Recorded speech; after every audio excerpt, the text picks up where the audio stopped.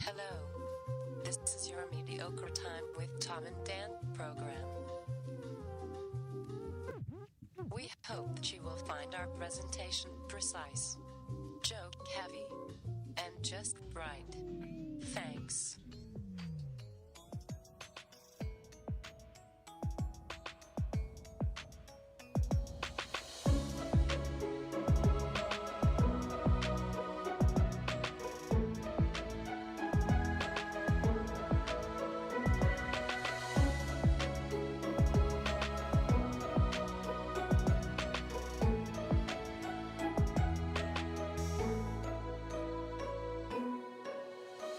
Welcome to the Friday free show of A Mediocre Time. And I bid you a fond Skibidi Toilet, Oh, God. Mr. Tom. It is another A Mediocre Time with Tom and Dan. I am Dan, I'm Tom. our good friend from thebungalower.com. Bungalower in the Bus on Real Radio 104.1. Editor.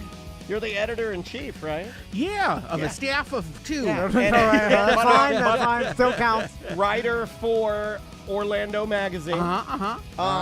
Television host Yeah. You were on my LinkedIn. for Very Local. I was. Yeah. I just take that now and I copy it into the chat room.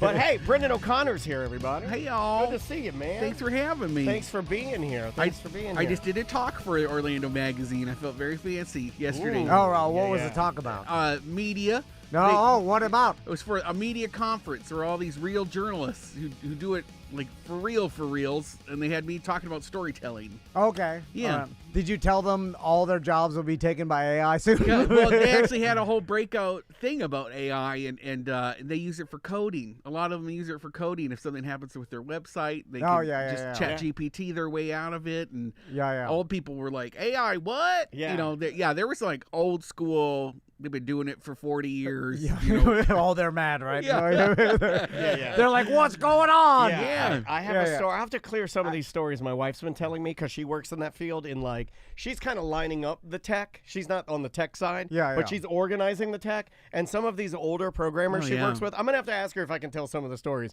because some of the guys that are programming code are in their 80s. Yeah. And they're doing it by hand. Yeah.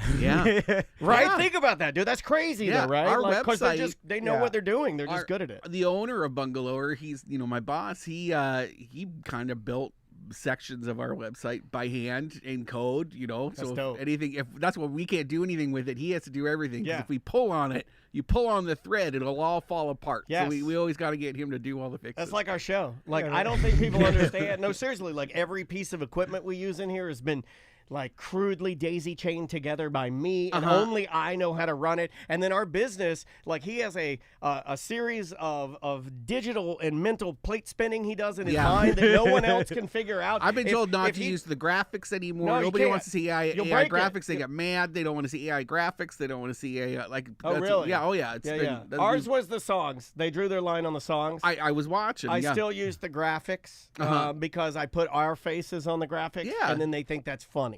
I use it as a base to Photoshop from. Right. Yeah, Yeah, so I don't have to pay for the photo. That's exactly what I do too. But I want to Right. tell the people, if we have to use regular photos, you got to pay for that. No, we can't. Or some goddamn lawyer is going to try to sue you. No, I'll be honest with you. You have to ignore them. We could not, if you go back and go to our YouTube, Tom and Dan Live, and for those of you that are listening to this audio only, please go to Tom and Dan Live on YouTube and like and subscribe. But if you go back 6 months from now, you'll see that we were never using any pictures of anything. It was just a still photo of us talking, and then I just put graphics over it, and it's very uninspiring. And That's it's lame. not true, because the whole reel coming into this, your whole opening video sequence, I was so impressed.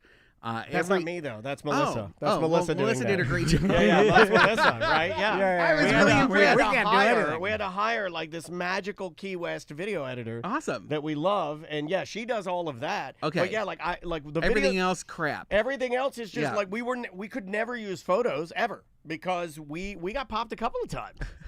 No, I know. Yeah, I mean, Same. For thousands of dollars. Yeah. Well, yeah, but you just ignore it. Yeah, you do. But I'm just saying, I am like, fuck off. Yeah, sometimes you fuck off, sometimes you ignore it. But like it was, I'll give the listeners the real number. It would have been $8,600 we owed. Yeah. For a picture of an Asian man with 3,000 hot dogs in his mouth and Zsa Zsa Gabor. A picture of Zsa Zsa Gabor and a picture of an Asian man with a mohawk with a This photographer's lawyer wanted $10,000 from us, and we paid $5,000. We settled for. Oh, you should have ignored it. That wasn't me. It was my boss. He went for it. Yeah. Older people believe that stuff. I wanted to countersue because it was somebody in our event calendar submitted a photo that was clearly trademarked. We didn't see it. Yeah. And so I was like, well, why don't we countersue these people who use the photo? It's their fault. It's not our fault that they put it in our calendar. Like, we should be suing these stupid it was like a literary group that does live readings or something. It turns out most of your problems you can ignore, and it'll be fine. Let's go. I approve. I've done that. Let me help you. Seriously, let me help you out. No. You get anything in the mail, and they just ignore it. Ignore everything. I went to the urologist It's all last fine. week. No, I went to the urologist last week because I'll tell the real story. I haven't even told the story. I went to the urologist because I've had some. What's his name? His name is. I assumed it was a man. It is a man. Yeah, most of them are men. My urologist Dr. looks like Henry Johnson. Cavill. It's not Dr. Johnson. I want to know, my urologist looks like Henry Cavill, but with gray hair. And mine's I an always tell him, attractive I hope guy. I don't get a boner. Does he laugh at that? You know what's funny? Because if there was an attractive lady, you told your urologist, I hope I don't get a boner. And he looks like Henry Cavill. When he gave me he did surgery on me once, and he afterwards he said it was it was a pleasure being inside of you. You know, easy surgery. And I was like, do you hear what you're saying? Do you hear what you're saying? I've seen the videos. It's so much more fun when you can be gay and say these things. I can't say any of these things. They put up the partition and your legs are spread. I can't say that. And then the doctor's going at it. I've seen the videos. And then I can't say that. The nurses came in. For some reason, my feet were behind my head. They didn't know what was happening. Nurse put his feet behind his head so I can eat his ass. So, Brendan, yes? right before we started the show, I didn't know this. That's my doctor voice, by the way. But Daniel's like, how are you doing after you passed out and you had a medical emergency? Well, no, I'm Andrea like, told me. Andrea did. told me, and I was like, I texted him immediately because I'm an awesome friend. No, I mean, I never see you. Like, I never come out of my house. The least I can do for a friend is to text them because I don't leave my dwelling. I go from here to the house and from the house to here, and that's it. You were fine. But I was we worried. knew we were going to see each other. I knew I was going to see you Friday, but I was worried about him. And Andrea's like, did you hear about Brendan? He went to the hospital on an ambulance. I did. I'm like, what? I did. I was so embarrassed. I don't like to. I don't do that. I'm on an ambulance calling. Tom had a fart attack one time, and his wife called them. Like, okay, let me make you feel better. His wife called the ambulance on him, and he was pulled over on the side of the road like a little old man. And then the ambulance had to pull in front of him. Because he and kept farting? No. What do you mean? It was back when I was doing a heart attack. He was doing heart attack. big scoops of Kratom, and he was fat. I do it before He I was worked fat out. Kratom. Wow. You were fat And I Kratom. had You don't some mess sort with of that. anxiety attack Okay. or something, and I thought I was having a heart attack. So that's what I thought was happening. He had done a couple too many scoops, Yeah. and he was eating full public subs for lunch. We both were way fat. Are we not supposed to eat full subs? Not for lunch. Half subs? Half it subs was for for lunch. breakfast. Whoa, I didn't know. Oh, yeah, it was like I like them big. No, but So- he was doing like a 10 a.m. Italiano. Okay. You know what I mean? Yeah. But that Double wasn't the mayo. part. It was more of working out and doing Kratom, and then some stupid Well, I anxiety. mean, It's all you were anxiety. working out that much. It was more the Kratom, I would say. Have you 90 done Kratom? No. Would you do it with us? No, it's fake. I don't like No, the- it's not fake. Trust me. like Delta 9 stuff. I No, don't no, touch no. the This stuff isn't that's- Delta 9. This is like It's like that. This though. is like a pain pill. No, This is like an opium. What's the thing? I did something back in the day. It's the last thing I did where there were things that they sell at gas stations that'll get you fucked up. And it was like it was something you smoke and it feels like you're having a seizure for like 3 minutes. And Oh, then- Salvia. Salvia. Salvia. Oh, yeah. Yeah, You've and ever done since salvia? that, I'll never do anything That else is like that. that's a No. way more intense. Kratom is a gentleman's powder. It's it's redneck energy powder. It is. Yeah. Okay, so No. Brendan, back to what happened. Okay. It's what Repo and then get going. So we were scouting out roofs in downtown Orlando. I'm doing an art project with the downtown Orlando Creative City project. Can I say what it is? It's really awesome. Yeah, pigeons. We're doing inflatable giant pigeons. Hold on, what? They're badass, dude. They're bigger than me. Yeah, they're like 13 to 15 feet tall. How much are they? You can sponsor more. Are they expensive?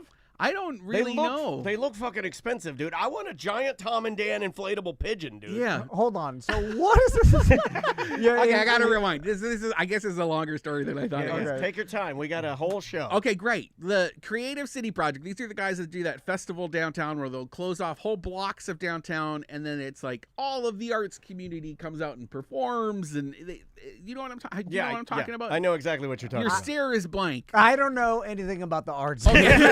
He calls himself a little more of a DeSantis arts guy. Got it. You know? Okay. He's slashing programs. They're known for like immersive art programming, and the city has a boner for them. The downtown development board they repurpose a certain amount of taxes every year from downtown businesses and reinvest it downtown. So they're in charge of a budget of like $1 billion. Oh, Andrea, my wife, who is I think should have been your wife, is in the chat room. She can help you. They put on the lights at Lou Gardens. Oh yeah. Oh, okay. There you go, like the Christmas lights or you the understand Halloween now? light show. You know what we're dealing with here now? Well, I thought that was a business. The art, no, it's just it's for a third public business. They do events. They're in an immersive art event company. Okay. There you go. And so they really specialize in working with municipalities and public parks. And so they do those things where you walk through and it's like ooky spooky lights at Lou Gardens or the holiday ones, and they make it snow. Okay. So now they've been hired by the Downtown Development Board to do a series for a year of big art projects in downtown Orlando to try to make it more exciting now that the city's taking away drinking. All right. And the first thing they did was... We're taking away the drinks. All right. You're taking away drinks. Step one, inflatable pigeons. So that'll bring them. And we had a round table. We had a round table with them, and I was invited to talk about like cool things that we could do downtown. And I came in with this giant laundry list of things that I've always wanted to do downtown because I knew they had a budget. And they didn't like any of them. And then we got to this point in the meeting. Can you give us some of the ones that got voted down? Like, do you have one that like swings? I wanted like light up swings, like where just things that are like kind of interactive. So I can see a bum eating another bum's ass out of a swing. I mean, this bitch is pussy. We have video. We have video of that. Daughter. We have video of that in Meals 50 that I was going to share, and I was told not to share by my boss. You have video of a bum eating another bum's ass? Yeah. Hold on, you should debut that on our show. Do you want it? We should. We should do a debut like they used to on TRL. We're like, and the number one video. We'll call it like Bunga even lower. Lowest bung. Like the lowest bung. Well, anytime there's something we can't share, we'll just send it to you guys. The lowest bung. So it just came out. Well, he was like, well, I don't know. Well, what else would you want to see, Brendan? And he like just make something up on the spot. And I was like, I don't know, like inflatable pigeons. No, you did not. I did, and I was like, and then this is what Tom does with all of our business. And the guy called me. How do we get more business? Inflatable pigeons. I'm like megaphone TV. That's what we're working around. And Cole Neesmith, the head of this company, was like, "Oh yeah, there's something there." And so immediately he's on the phone. They ordered, like, I was like, "Well, I don't like. It could be neon. It could be like a spectrum of these. Get my balloon maker on the phone." Colors. I sent him a rendering, maybe what it could look like, and then he ordered Chester, them. yes, they have an inflatable person in France or something who made them and make it the pigeon. But sir, we were going to use them for the Olympics. And no, they go to Orlando. A French inflator. I think they're French. I don't know. And now we had to come up with a artist statement about balloons, dude. The French are balloon crazy. Hold on. So no, that checks out. This is all tracking. Yeah, so they'll be on the roofs of downtown Orlando. As you go through downtown Orlando, there will be giant Big Brother pigeons looking down at you in the streets. I love There's it. like 9 of them, I think. Well, there could be 10 if we buy one. Let's buy one, dude. Now, no offense to the government, but this is why the government shouldn't come up with marketing I ideas. have to say, the government had nothing to do with the selection of the art programming. They have paid this group to do whatever the hell they want with these funds. They were given a certain amount of funds to just go out and be creative and do things downtown. You know I love this kind of stuff. It's a no purpose. I actually think it's going to be good. Let me change it. This is why the government shouldn't be allowed to spend the money that we give them. Well, what would you use it on? Give me your idea. What are you going to use it on? I would say bring back the booze. Well, you can't. Make rent cheaper, subsidize the rent to get businesses back in there. They're doing that. Inflatable pigeons don't do shit. They have a rental assistance program for retail and restaurants. If you want to open a restaurant downtown, they can help subsidize your rent to do that because they want more restaurants. They want more shops. But they don't want nightclubs and bars. I think most people seem in the chat room to be very pro inflatable pigeons. I actually think it's going to be really fun. I think it'll be funny. Yeah, I'm into it. So my last job with it was to scout out the locations, and then we had to go do a tour of the rooftops of these buildings who were going to participate. So we were doing it at like 3 p.m. Oh, Brandon. So you're up there looking to see what rooftop is best for the giant inflatable. How big is this inflatable pigeon, by the way? I think It's bigger like than me, 15 to dude. 20 feet tall. We have a photo, and I'll send it. It's way huge. A 20-foot tall It's inflatable on my pigeon. Instagram, Beekeeps, BKEEPZ. We shared a photo of it, of the first one that they inflated. And they're inflating all the rest of them this week to make sure they all work. They're going to have a little steel frame so they don't tip over in the breeze. And they can deflate if there's a storm coming. So we were just going to plop them on the roofs. But we have to make sure the roof access makes sense. There's places to anchor it. You know, these are old buildings. These are old, ancient, super old buildings. And we got, like, the Beecham's going to do one. Maybe the library, the new Parliament House downtown. So I got to tour the new Parliament House, which has really come a long way. All right. Building Wall Street. And so when we got to Wall Street, it was only like the third or second stop. It's all a blur on our tour of buildings. Now, why pigeons, by the way? Well, pigeons are in cities. They are. It makes sense to me. Do you want to know my artist statement answer to that? Yeah. This is my official answer to that. Sure. Pigeons have been a part of urban life for as long as we've had cities.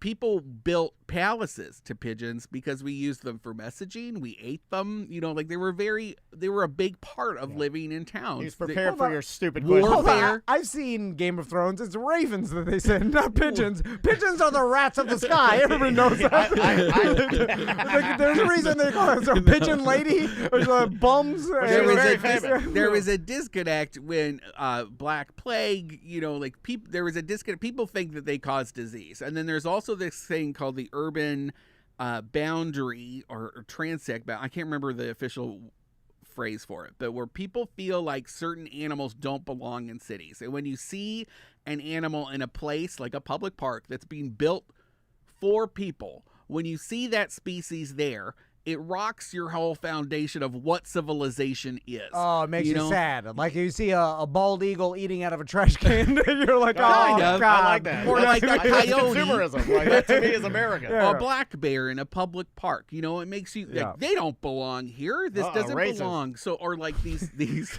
Why does it have to be like that? That was a bad example. Speciesist. Yeah. And so people have this guttural reaction to pigeons as the same way. They're dirty. They carry disease. They poop everywhere. Don't tell that to Mike Tyson. He'll knock your fucking head off. But they actually have a very noble relationship of being with us. And so my artist statement is like, we're magnifying the scope and we're making it so you can't ignore the pigeon. You were prepared we're calling for attention uncultured to it. Swine like Tom that are like, why didn't you spend this money on more casinos? Or something, right? Is that what you want? Yeah, I'm just giving my take. Where's our goddamn baseball team? I'm just telling you what the people feel. They're still going to feel that way. I'm excited because the things are humongous. I just Yeah. want to stand next to one so I look like even smaller than I am. I think it's fun. It's going to call attention to the cities, or to the buildings. It's going to make you look up. But in that process of finding locations, I got sunstroke, and we were at Wall Street, and all of a sudden I started seeing colors, and I was like, oh, this is this is bad. This isn't like that was my innate reaction. Like hallucinating? Yeah, I was like hallucinating because you were up on the buildings, like on the roofs. I hadn't even gotten on the roof at Wall Street. I was just holding the ladder, and then I told the guy, I was like, I gotta go sit down. I think this is one of those instances where I need to put my head between my knees, because I'm starting to feel dizzy. And I suck my dick. Yeah. Every 3 minutes, this guy sucks his own dick. We get it. You got a big dick, and you're flexible. And I did. So I just went and I sat down, and it was in this alleyway behind Wall Street, which is never being cleaned. Oh, no. The pee-pee alley? I think it's where all the pee goes. Like peed in that pee and vomit and poop, like wherever when they pressure wash it, this is where it all goes. And I was sitting on a milk crate, and I was like, oh no. And I was like, oh, here I go. And I laid down on the brick, and I was like, I don't even care how gross this is. I was in short shorts, like I could feel filth on my leg, and I was just like, oh my God. And I was like, I can't move. Like this is like I'm just really dizzy. I'll be fine. And then the guy came down and he got me a water, and then I could see in the distance, I was like, oh, there's the history center, and that's where Scotty works. And if I make it in there, I could at least have some air conditioning and just lay down on this carpet. He crawled through the pee-pee. I started to, and then he helped me get up. And then I realized he dropped me off kind of in the foyer, which was very air conditioned. All the ladies knew me. And I was like, I'm a little warm. I need to sit down. And that's when I realized. Sucking your own dick again? Scotty wasn't there, and I knew that, and I had forgotten. So Scotty was at home, and I was like, well, shit, there's nobody here to help me, and I just sat on this chair, and then I fell out of the chair onto the floor. Did you faint? I don't know. I don't think so. Why was it insanely hot? I know it's hot. It was like a melt. Did you eat anything? It was a faint. I had cereal and frozen berries with and yogurt. The fact that you're talking water. about fainting is going to make me tell the time I fainted. My head went through a pillar. It's his favorite story. It was rough, and I was on the floor trying to soak up the cold from like the. It's not granite, but what is it? Marble. Yeah, it's like a marble mausoleum. That does sound opening. nice. Just lay on it. You should have taken off all your clothes. I was like very close to. Coney 2012, I just started throwing I pulled my shirt up a little bit. Like it was gross, and I was just wet. And then there was filth from Wall Street. And I looked like a homeless person. And then they called the ambulance? Well, Heather, this beautiful... Scotty's homeless boyfriend's in here. Well, they were like... his own dick. They all knew me. I hosted their Christmas party as Brenda. Like, they knew me. And all of these people were like, Brendan, do you need something? What's happening? And I was like, I think I need help. Oh, no. That's embarrassing. I'm sorry. I'm laughing. I know. Like, I think I need 911. Wow. And they called it, and then they were there in no time, and everybody was, like, so nice to me, and they hooked me up to the IV, and they all started laughing because the water was just, like, gushing from the IV. And, like, I was just, like, super soaking dehydrated. It up. Yeah, and they all started chanting chug. In the ambulance, they were like chug, chug, chug, and I was just soaking up the IV. Yeah. And at one point, I was like, because when they were putting the IV in, the guy put my hand right on his crotch because he had to keep my hand still. And I remember looking at him, and I was like, I guess you're handsome, but I'm so out of it. I don't even fucking care that I'm touching your junk right now. And that's when I knew I was sick. Because I didn't even try to tickle him. I was just like, I'm not being inappropriate at all. No, something's wrong. But they had me out of the hospital. They brought me to RMC. They filled me with fluids and kicked me up. So now I'm just tired. I've just been tired for 2 days. There's a misconception that firefighters are as professional as doctors. They're not. No, you taught me that. Let me just tell you, they are really fun. Those guys have a good time. Some of them, 2 of them were from Polk County. They had just transferred here, and so I know all about them and things that they were seeing in Polk County. Gunshot wounds, I guess, which are a big thing in Polk County. Oh yeah. And he was like, right now in Orlando, it's dehydration, and people don't know. And I thought I was hydrated. I thought I was doing what I needed to do, but I'm a big boy, and it was gone. It kind of creeps up on you too. It's not like it doesn't take much at all. I remember I completely passed out at a soccer game I was playing, and I don't remember, and I had to go to the hospital in an ambulance as a young child, and it was weird. And it never happened again because I just consistently try to hydrate, but it's scary, dude. It's super scary. It it was scary. Now, it's scarier waiting for the bill. No, I'll get you with that. Yeah. Just ignore it. That's I told you at the beginning of the show. And guess what? I've always done that. And nothing happens. I'm trying to buy a house. I can't. I got a jury summons yesterday.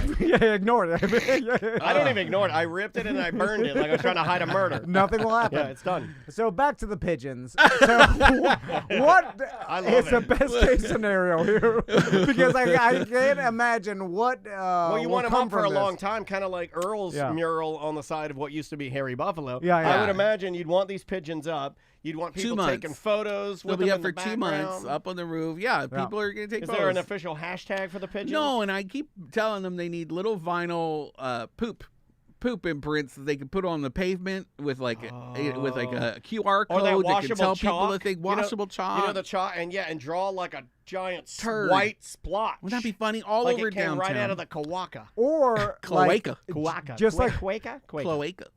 Just like the dragon in Diagon Alley at Universal, like every half an hour it sprays white poop off the roof. That's a good idea. You'll use foam or something. Make it snow. Like a foam party. And then everybody waves at their cheers when the white poop sprays. Or maybe some oatmeal. if women it's missing something. What if women women that's flash what it their is. tits to the pigeon and then he shoots foam on them? Yeah, there it is. Yeah. I'll go downtown and see that. I'm an idea guy. Or there's just someone up there. We just pay homeless people to throw eggs at you. Every time you stop to take a photo of a pigeon, you get hit in the side of the face by an egg. You know, not to set this in motion. Uh-huh. The thing you got to worry about, because you know my wife and her ragtag group of friends from Detroit, Michigan, would drive around at night trying to steal inflatables. They're all on the roofs. From like McDonald's. Well, they was on the top of a McDonald's. They had like an inflatable Justin Timberlake. My wife is climbing up a damn roof to try and get it.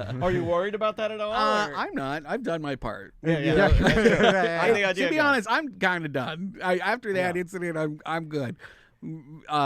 I just got to get my check. Yeah, I don't blame you. Now, I do imagine when someone is being stabbed downtown, and then as they die, the last thing they see is the inflatable neon pigeon. yellow pigeon. That's funny. And then they'll die with be like, oh, pigeon. Because you're stabbed because downtown is a hellhole. Depending on how it goes, I think it'd be fun to do like a pigeon pub crawl or something. Like we all get those pigeon masks and we just go bar to bar. But that's the exact opposite of what they want people to be doing with this art, But why not?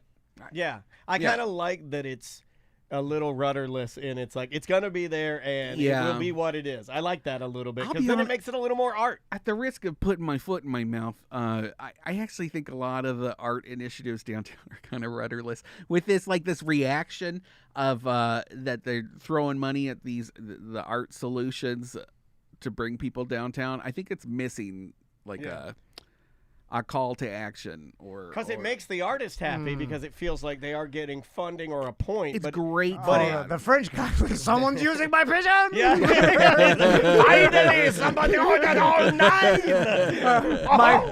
My wife said I was stupid. Yeah, you told me every day. You're telling me you built the giant pigeon. You're a fool.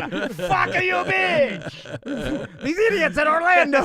They bought all of them all night. I don't know. It's just the. And a podcast wants to build 10. Number 10 will be ours. Do you really want one? I want to know what it would cost because I think it's funny. Let's ask them the cost. I think it's funny what it costs. I can't commit to anything because I kind of wanted them to be ibises, like a Florida bird. I thought would have been more fun, but pigeons are cool. Based on the responsible nature of how the government spends their money, I'm assuming that it's very, very reasonable. I'll value if you will.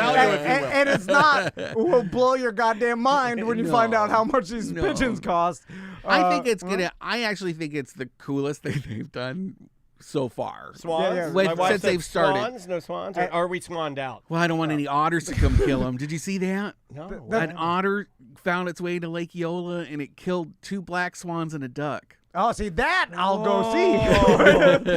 See, that will bring me down to downtown. I'll watch an otter kill a swan. Yeah. So an otter made its way in there. I don't know how it got there. Like stormwater sewers or something. Are our black swans more? Do we have less black swans than white swans? Yeah, That's because what I they're thought. expensive. They're Australian. Oh my God, yeah, that so, sucks. Yeah, they're gonna now they have to buy a whole bunch more. It's like $500 a piece, I think, for a swan. Oh, can we buy a swan? Cheaper than pigeons. Yeah, it would be. I actually think they should have an adopt a swan program. I'd buy one right now where corporate for my family. Yeah. I just buy one. Yeah, and then if it's you could get updates on like what it's doing. Yeah.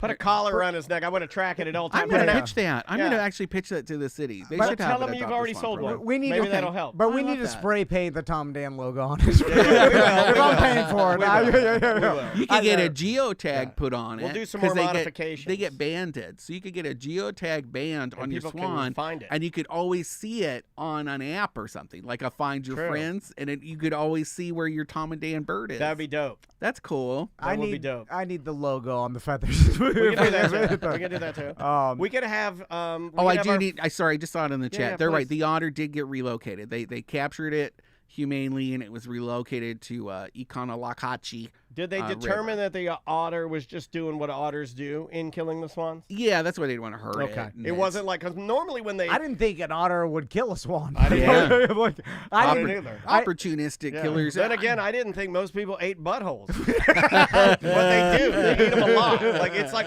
everyone I know except for me and you. We're the only two people I know. They'll eat anything, but maybe the swans attacked it, because it was in there.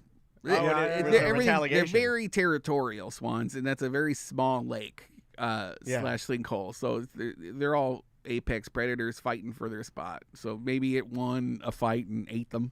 I would get the East, our friends at the East, Derek and Earl, to tattoo our logo on us. All right. So it's permanent. Earl Funk. Yeah, you put the. He did my tattoo. Oh yeah, he did my he love did my bugs. this whole arm. Oh, Yeah, I didn't know he's that. great. Wow, look at that. Tattoo sisters. You could get the swan and put it down like Dax Prescott. It's not gonna feel a thing. You could fatten it up, check its health. That's when you put the band on it, and then you tattoo our logo on it. Orlando does need a better identity because we have the fountain, and that's basically that- we just use do the you know fountain that- for It has a name. Did you know that the fountain has a name? really? Yeah, the Linton E. Allen Memorial Fountain. It's named after the guy that paid for it. He went on a trip to Paris or France, and he came back and was like, "We don't have any fountains in Orlando," so he paid for it. He was like the founder of like First National Bank or something. I brought you a French fountain. Why are we getting all our stuff from the French? Yeah, they got the best stuff. Dude. The City Beautiful movement kind of all came from the French aesthetics. Yeah. Need something cooler. Like something like that. Yeah. I mean, it just needs something better than the fountain Well, and some swans and some big inflatable pigeons. Well, I Hold do hate on, our hold hate our flag. I think it looks like a lactating nipple. The fountain. Yeah, it does. It's You know what my son not good. Speaking of like art installations, remember when they had those white ball pit downtown? Oh my God, yes. Like my sons really like that. No. There That was was pre-pandemic. yeah. There was a giant white ball pit, like a that sounds McDonald's ball disgusting. pit. That was Of course, the van boys like That this. was- I was like, oh shit! That was these ball pit. guys. Tom, that was these Oh, that guys. was it. Well, that was Creative a City good- Project. that was a good idea. You're already loving it. Yeah, You yeah. just love the trashier stuff. We called it Yeah, a but super spreader. He's out trashing me on that one. I didn't even. Man, We jumped in the ball pit, and me and my sons were playing around in there. I was throwing them in the ball pit, and I was like, "This is awesome! Who built this ball pit for free?" And they had to really section it off at night to keep the yeah. drunks and homeless people out of it. What were they sleeping in it? And then someone was like, "There's some free cell phones down here at the bottom." And I was searching around, but I was like, "There's some inflatable pigeons." Jared from Subway. An abandoned baby. Playing in there. They found 2 babies at the bottom. Bring back the ball pit. You can't. Post-pandemic, we've learned too much.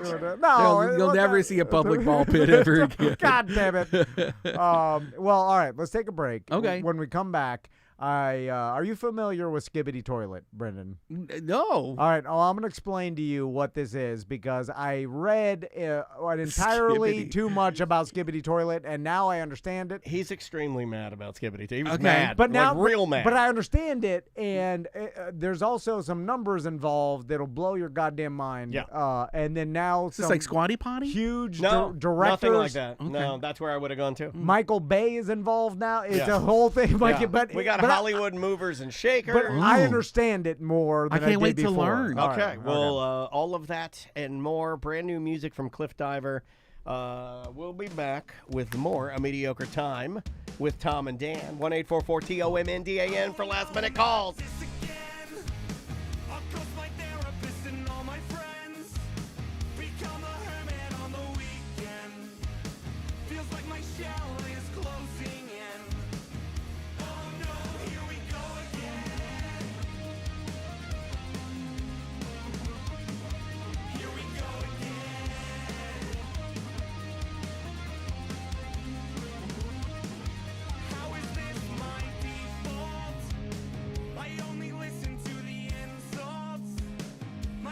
Joking on the asphalt.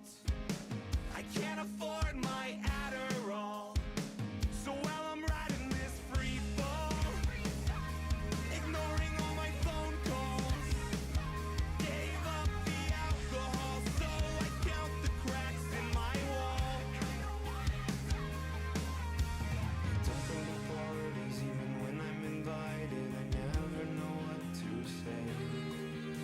I know things are changing, I know that I'm changing, so why does it feel the same? Oh no, not this again. I'll ghost my therapist and all my friends, become a hermit on the weekend. Feels like my shell is closing in. Oh no, here we go again. I'll ghost my therapist and all my friends, become a hermit on the weekend. Feels like my shell is closing in. Oh shit, not this again. Here we go again.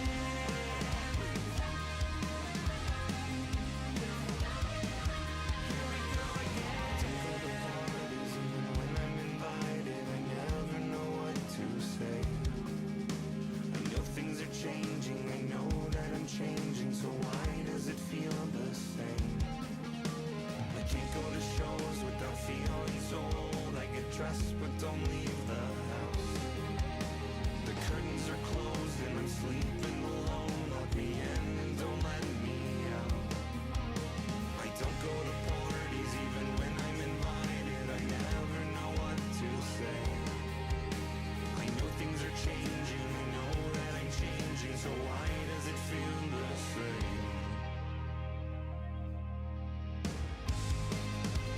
Always in the corner like a recluse, feeling like a drug that you just abuse. When life is nothing more than win or lose, on and on, but so it goes. Are the weekends just a waste of my time? Lie straight to your face when asked if I'm fine. Sit down, take my meds and fall back in line. What the heck is going on?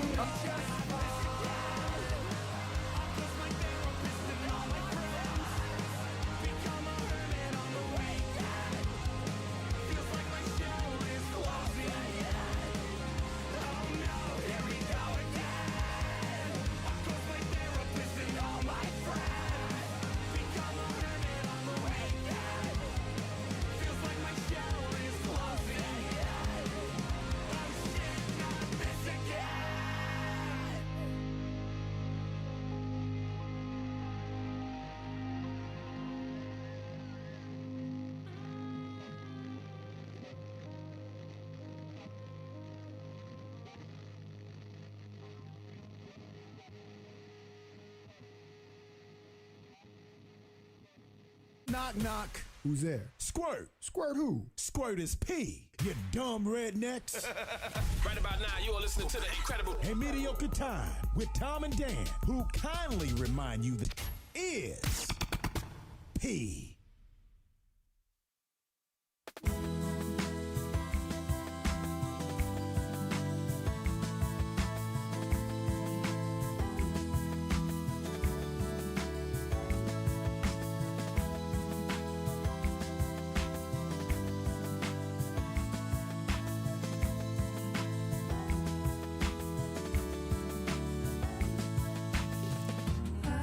I wish you would know.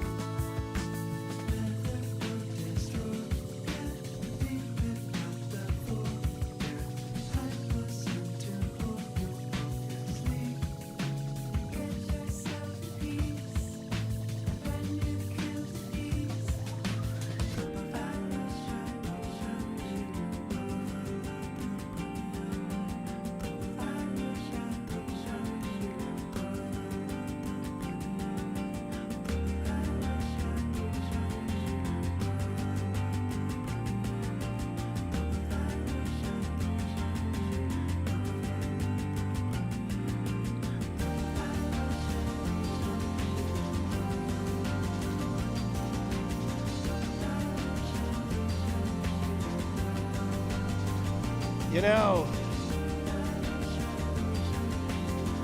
there's nothing like a little bit of shoegaze to ease yourself into a weekend. Oh, sorry, Brendan. Need to turn your microphone. It's very Flaming Lips-ish. Yeah, a little bit. Welcome back to a Mediocre Time with Tom and Dan. I am Dan. I'm Tom. And I'm Brendan. So, Brendan, you really haven't heard of Skibidi Toilet? No, I have no idea. I think I heard you mention it like offhand or something. Well, it makes sense because this is most popular with Generation Alpha, which is anybody born after 2010. Okay. Yeah. It sounds like so how you young would kids train someone like on like Cliff Huxtable would train you to go to the toilet. No, no, okay. Skibidi Toilet. Skibidi. You know what? Between your explanation and your dumb impression, I'm sold. That you guys got me. That was the best impression you've ever fucking done on the show. He's never done an impression. Really? He was like, that was better than I could do. Is that black voice? Well, that's his black voice. Yeah, that's his black voice. It's actually a rapist voice. It is. It's the last thing you hear before you pass out. Skibidi Toilet. Did you hear that in the ambulance? And he poops on me. So anybody with kids, especially under 10 or around the age of 10 or young teens or whatever, have probably heard of Skibidi Toilet, and just like me, have probably dismissed it as stupid because my sons, like, because it's a movement and you don't like being told to like something. Yeah. I did the stereotypical old man where they show me, which like our parents, we showed them my bum is on a moose, Tom Green, and then they're like stupid. Tom Green. My dad laughed at that, I think. Oh, did he? Yeah. You guys got Tom Green here? Oh, yeah, dude. That was Canadian. We also got Red Green. That's Canadian too, right? Yeah. Oh, wait. You know what? That's funny. That's where I was going. I was thinking of Red Green. Red Green ruled. Yeah, he did rule. I love the duct shit tape out on of everything. duct tape on everything. Dude, Red Green, I grew up with a lot of I like a lot of dad jokes and simple humor because of fucking Red Green. What a great show. Canadians. Yeah, that's a goddamn good show. I'm going to go watch that tonight. He was handsome. So a story recently came out where the headline was Michael Bay is now getting into the Skibidi Toilet business. I can't remember who that is. Can you tell me? He is the director of Transformers. Oh, yeah. Didn't he the one that made G.I. Joe, I think? Didn't he make what's her name? Ruining my childhood. No, he made who's married to MGK. Didn't he make her Megan Fox? Yeah, didn't he make her run around in her He made her wash his car or something. Yeah, he did some super misogynistic. He's like, well, to see if you're there was a scene of her washing a car. He didn't see if it was just like I asked the Camel Girls to send me a pic before we choose them. And then they send I'm joking, I don't have that. They do that voluntarily. You know what sucks is they'll send a picture, or screenshot of the bikini from Amazon, and he's like, not good enough. Put it on. He's like, put it on. And then he's like, pull it tight so I can see that camel toe. No, I don't. I don't say that. But do you? No, I don't. He's thinking about it now. Daniel makes me sound horrible. Yeah, because I know you're horrible. No. Because But nobody... he's not sexual like that. Oh, he's definitely sexual. But secret closet sexual. Yeah. Oh, this guy? He's the deviant one of the two of us. Come on. I'm open with mine, which means I'm nerd. This guy, oh man, he's tying it up. Purple I did titties. watch all the 50 Shades of Grey movies recently. Oh, really? Okay, so back to Skibidi. Boring. Yeah. Skibidi. So I'll show you one of the Skibidi Toilet. I want to see. Yeah, we'll start with the beginning. Is it the best episode you call it? It's really not an episode. So to describe to anybody listening on audio, I'm sure if you're a parent you've seen this, but it's bad CGI. And there's a human head coming out of a toilet, and he's singing a song. Okay. And that's essentially it. But I'll get into. Yeah. So this is like some of the first episodes of Skibidi Toilet. What the heck is going on you? There we go. A CGI head.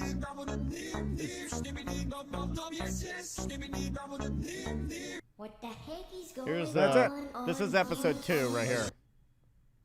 What is this for? Okay, so it's nonsense. Excellent. So it's just art. Yeah, I guess that's what you. This is now, these are inflatable pigeons. Oh. Right? Okay. How dare you? How dare you? Brenda starts beating me up. Take a pigeon shit on my art like you just did. No, but it is art, right? No, it's fun. That was a catchy song. So, it's art. So I looked further into this, and if you deep dive into what the actual meaning or the plot is of Skibidi Toilet, they're it's very train spotty. It gets into more because as you get through the episodes, these Skibidi Toilet, the human heads coming out of the toilet, there's like an army of them, and it looks like they're invading the United States. Wait, there's an arc to this? Okay. It's actually a story. So, there are these toilet heads that are invading. They could either be alien beings. They could be a virus. No. Right? Have you read that? Yeah. It could be either one of the two or something other than that.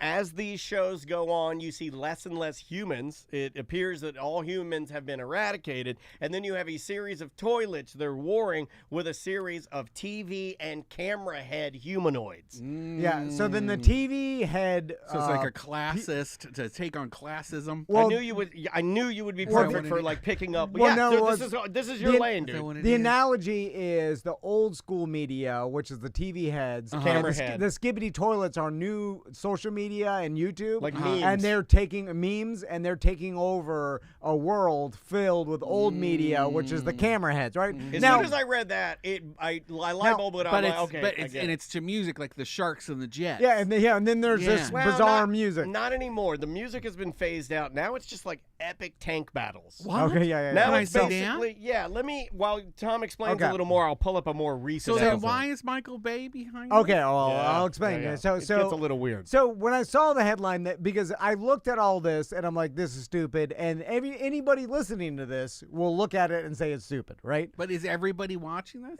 Kids are Generation Alpha, whatever. He asked a very good question, though. He said, "Is everybody watching this?" Why don't you tell him how many people are watching? Okay. So this is why Michael Bay is involved Because it's pretty close to everybody. This has amassed 65 billion views. It averages 3 billion views a month. Also, it's on Roblox, and there's Skibidi Toilet games on Roblox, which is another users make their own games and whatever. So the Skibidi Toilet Roblox games get an average of 20 million players a month, right? So with what are they doing in the game? Pooping on each other? Just nothing. It's just nonsense. It's nothing. And one of the articles I read about and SJ is in that world. He can give us more data on this. But in one of the articles I read about the Roblox servers for Skibidi Toilet, there's never a time when the servers are not to capacity. Like there's never a time when it's not running with full amounts of humans in there playing. How are brands interacting with people in like Roadblocks? Like how does that work? Well, I'm glad you asked, because this is why I believe Michael Bay got involved. Because Michael Bay said, I thought it was a bullshit onion. Like you were very mad. I was like, no way. But, he was very mad. But think about it. With the amount of marketing that this Skibidi Toilet nonsense, and by the way, the kids don't even know the plot. Like we said the plot, and like the other YouTubers have explained the plot. No, adults are the only people I know that know the plot. Yeah. Like my daughter does not know. They just I'm guessing see Tommy and Max do not know the plot. Because they can take it just at face value. And it's a video that comes up in their reel, and then they watch it and they just move on to the next, but they're aware of it. And 65 billion people has been viewed 65 billion times. It's so gross looking. Well, the song has been now it's evolved. That I just showed you 1 and 2. Okay. This is 67. So watch this one and tell me. Is this made by AI? Same guy. No, it's a gaming modeling software. So now it's like a war. Most humans are dead. It's a war between the toilets, and there's the camera guys running around. But someone's behind this programming it to be there. Yeah, somebody's drawing this. There's a company called Invisible Narratives that is... Oh, I love that. See, there's the guys flying around are like toilets with heads. The toilets have now taken some of the camera guys and some of the TV heads, some of their weaponry, and they've affixed it onto their toilets to make more powerful toilets. So it's still nonsense. But the brand equity that has been built worldwide because of the views is why Michael Bay is involved, and also it's not just Michael Bay, it's Adam Goodman. Yeah, because he wants the movie right. So, because can you believe that? Because think about because. He's a built-in audience of billions of people. Yeah, the marketing of it, and so businessman over here. It's nonsense now, but because people will just recognize the brand name of Skibidi Toilet. So you just take that and turn it into something. No matter what he says, just based on brand alone, just name. Video games to movies make sense right now, right? So, but this, I don't know how you do that with this. I don't think the kids want that. I think it's going to be like some boomer take on something that like they don't want this to have value, right? Like your daughter not knowing about the narrative says that she's just taking it as it is. So if someone tries to sell her a movie, she'll probably just be like, why? Well, I also think that's part of the reason that this vehicle gets pushed forward, and I was having a hard time articulating this, but maybe since you're here, you can help me. There is a certain amount of punk rock, the fact that this doesn't make sense, that keeps it moving down the track, right? Like the fact that we don't like it also helps the younger generation like it more. Correct. Okay. It amplifies it for sure. Like ankle socks. Yeah. I love ankle Right? socks. I do too. I love ankle socks. I don't care. So this is excellent example. Yeah. This is the bizarre part, is like why this even got popular or drew attention to begin with. That's the part we can't figure out. Because it's not just because of how weird it is. It's that song got in my head. I can still hear it. Well, that was originally the song. That is a remix of a song that there's a gentleman that, you know the guy with the big belly and he makes his belly bounce? Me? That's the same song. Okay, There's a meme guy. There's an internet famous gentleman who's Middle Eastern that makes his belly go like boom, boom, boom, boom to a beat. And it's the same fucking song. I want to DJ with that song in it. Like I want to.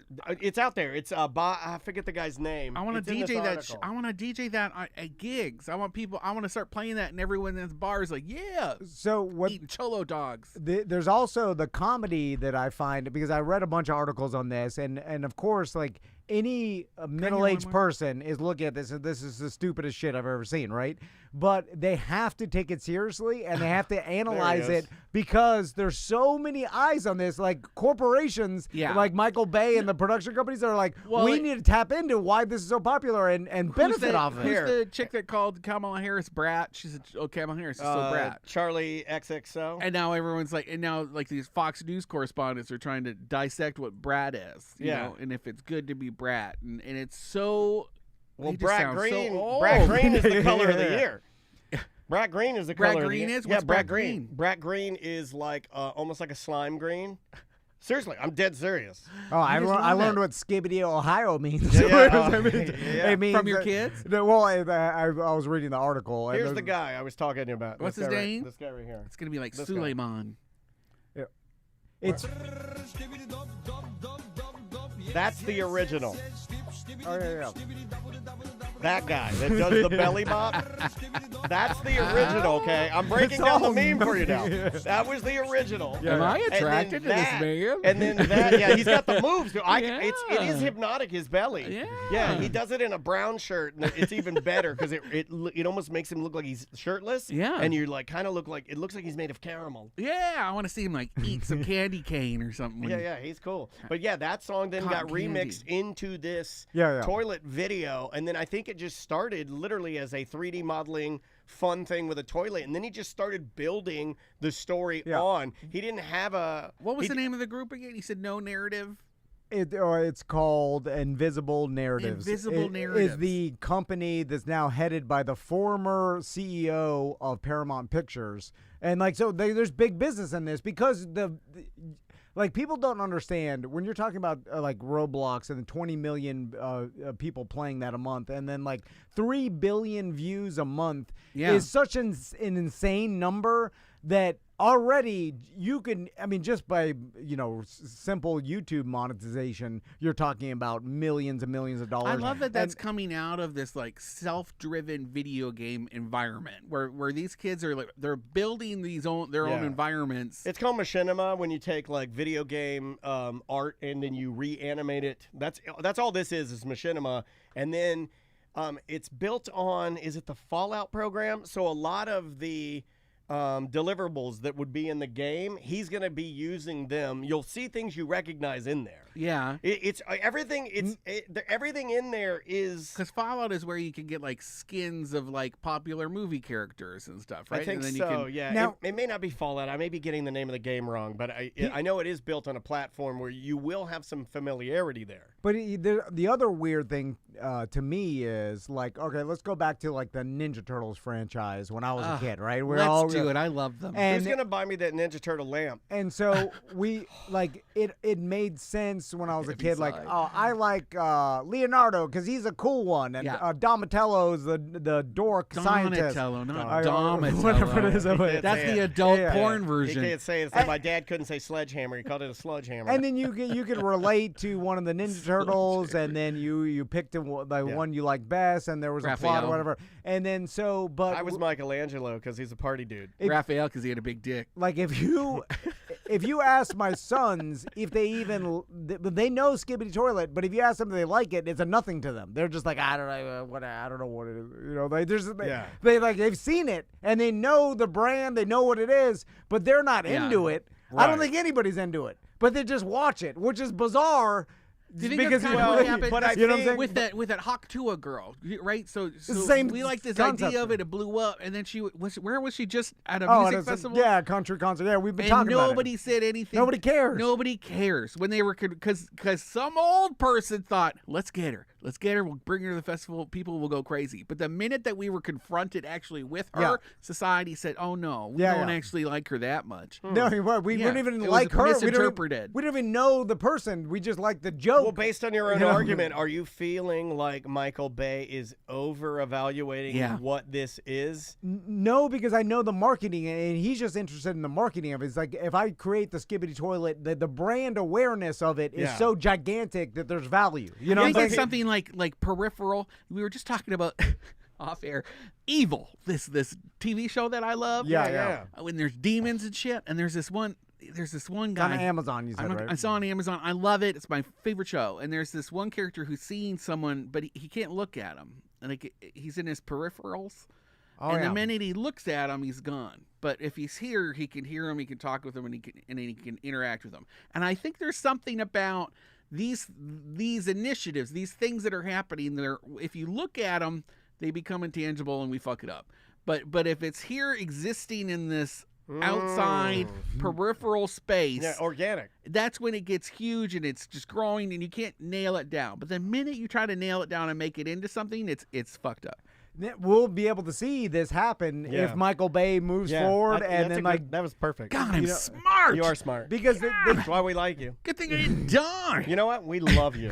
I love you. It's an experiment that we'll see if the awareness that this had, the viewership, you might actually get can to see the value. translate into something. You know, because there is the marketing value because this obviously has made a bunch of money. Yeah, and this idea of that audience and how to tap that audience, of course you'd want to be a part of that. Yeah. And they're selling merchandise and stuff already. Yeah, and he is. I was looking, he had little figurine, the original Skibidi Toilet figurine is sold out. That's an excellent ploy. Leave that one sold out. He's got the camera guy on there for $25 a pop. TV head, $25 a pop. But it is hard for me to wrap my head around what the draw is beyond just avant-garde randomness. I'll give you one for me that took me a second, and then I fell in love with it. Adventure Time. The show Adventure Time. It's a cartoon. When I first started watching it, I'm like, what the fuck is this? Oh, yeah. I was like, this is dumb. It's a show about... Come on, grab your friends, go to... That's the theme song. And it's basically just a weird cartoon that has... It's a kid with a magic dog, and they go on adventures in post-apocalyptic Earth. Perfectly said. But is there comedy in the dialogue? Yes, there is, but it's not straight-ahead comedy. It's not set them up, knock them down. It shouldn't be for kids, It shouldn't be for kids, but it's super hyper weird. Yeah. There's hyper weird things that they put in there. There's some things they do to be weird. There's a girl that was the last human, but she becomes a vampire. It's the saddest story arc. Yeah. Very adult story arc. But it blew up. It blew up humongous. Yeah. And it was one of those things where I was like, and this maybe is a poor example because I do feel like this has more deep-rooted good storytelling than Skibidi Toilet does. But my point being, I didn't think it was for me at first, but the more I kind of watched it and stuff, I was like, oh, I really like this. Have you seen them all? I bought most of them. I have not seen them all. They're so good. It gets crazy. Yeah, and so... Have you ever had anything that wasn't... Well, I mean, I would argue running for you. You didn't see the value in running. No, well, at first, but you started doing it, and now you really love it. No, but that's an age. I mean, it's just exercise and cardio. I know. But, I'm just talking about something that like this. I mean, I'm sure there are kids and adults that will find this Skibidi Toilet thing, right? And then they'll be like, oh, I kind of like this. It's just weird that it's like this intangible zeitgeist. It's kind of like Gangnam Style, but that was rooted in a music video and a guy's career in a musician, right? Okay. But that thing around him, that nugget of specialness that exploded and that somebody, I don't know, that we all kind of resonated with. Isn't it always rooted in for kids, though? But Gangnam Style was for kids, too. Is that what it was? Yeah. Well, music is different because all you need is some sort of catchy beat that we can, But that's how this started, was with the catchy beat and a weird... Although there's no engagement, though. Because it's like, are people engaged into the characters? I don't know. Because my sons are not. They are just, they know of it, and that's it's surface level. But online, people discuss it because it is. They're trying to figure it out. Because it's still got that weird Madonna esque level of I don't know who the fuck this lady is, kind of like Skibidi Toilet. Nobody knows what it is. Yeah. So there's like this weird mystique behind it. So it does get people talking because it's a less is more. There's no real backstory on it. Like a guerrilla marketing thing. But it makes you talk about it. But like, look what we're doing. We're giving it a solid 30 because we got to be a little bit intrigued. But are they just looking at it because it's a car wreck, or it's like casino bells and whistles going off? You're just like looking at it. Are kids just, or are they engaged into the story? No, they're not engaged. In the story. There's no engagement. There's like this sinister undertone to it that makes me feel like there's more to come. Right? Like we're. I don't know. That's it. No. You're onto something. It is. You feel like it's called Skibidi Toilet, which automatically isn't derogatory or vulgar, but for some weird reason it puts up that red flag. Yeah. Right? Skibidi sounds like, what does that mean? Is that your penis or is that shit? What is that? It's kind of and then when you watch it, there are elements of war. People are there is violence. Yeah. Things are exploding. It's very like AI dystopian. Yeah. Yeah, there is something that is almost like creepy about it that keeps me wanting to check back in to see, like, oh, let me check out what the hell's happening with Skibidi Toilet. God, what happened I can't wait to go on vacation. This is stressing me out. we brought you in. What happened, Scott? He's like, what they talking about? It's Skibidi Toilet. Skibidi Toilet. I'm never leaving my house again. And the sun's trying to kill me, and there's people with their heads in their toilet. I'm already looking for iguanas and snakes in my toilets. I don't need a singer. And I know our listeners are like, who gives a shit? This is stupid. Like, whatever. I think they're with it. 65 billion views. I know. Think about how many that is. Like 3 billion a month. Like, that's 7 times the entire population of the United States a month. That's crazy. Are viewing this nonsense, and there's got to be a reason for it. But then it does come back to, when you see numbers like this, it kind of comes back to even me talking about friends I know that have like massive social presences. Massive, but it's a nothing. Yeah, but because what is a this view? Is but something. What is a Skibidi view? Like, so if your boy's watching that, what is that worth? Well, there is an AdSense that YouTube has that it will tell you what it's worth. Like, I think it's worth million. Like, I mean, this company I think has made 20, 30, 50 million. I mean, it's some insane amount. That kind of comes to the thing where people are like kind of questioning Skibidi Toilets and your bigger YouTubers like Mr. Beast, because at some point you're just finding something that psychologically is attractive to younger people. Yeah. And you're just shooting into their eyes in order to get a number you need on a screen. Yeah. And that's kind of gross. Well, it is, but then also, how do I crack that code? Will ChatGPT give me the code of how to make my own video like that? I'm sure. Skibbity poop. Yeah, I read an article about a guy that worked for Mr. Beast that was talking about how he worked in a department where his job was literally just to go to other big YouTube channels, see what they're doing, write it all down, and then take their ideas and how can we make that like a Mr. Beast version of the healthy junk food kids that are here. Like they would shoot their shows and then they would send in their edits to a company that had like acquired them. And then the company would edit it down into things that they knew worked, like the way that it didn't always make sense when you were watching the video of the way it was cut, but they cut it that way because algorithmically they knew it's more predisposed to becoming viral. Yeah. And so that's how they were cutting all of their things. And you wouldn't even, sometimes there wouldn't even be like a narrative thread through the video. Right. But the way that it was cut, people just ate it up. That's the thing I hate for about passive viewing. That or is the thing I hate about the Mr. Beast thing is because then at that point it's not a story, it's paperwork that you're doing to get a number. Yeah, but well, that's what everybody's been doing with monetizing art. Like, you know what I'm saying? Right. So there's art for art's sake, right? And then there's art for money. My right? entrepreneur side in my brain is like, we'll figure that out. Oh, what absolutely. is that recipe? Yeah. And then do it, right? Because otherwise, I'll never have a viral video like that. Because if with things that I'm just organically putting out and having fun with. I know I'm just doing that for me and people who like me. Yeah, it's not going to go any further. Or you'll have one viral video and then you won't be able to replicate that, yeah. which most people have. We like, did that. You know, you just got one viral and then we did one viral before it really did anything for you, and we never did it again. Same. Yeah. When we did at the White Castle when they were boxing up. The White Castle had that ghost kitchen. Yeah. For a hot minute. And I did a video of them just boxing up burgers, and then I put it to that song Cups.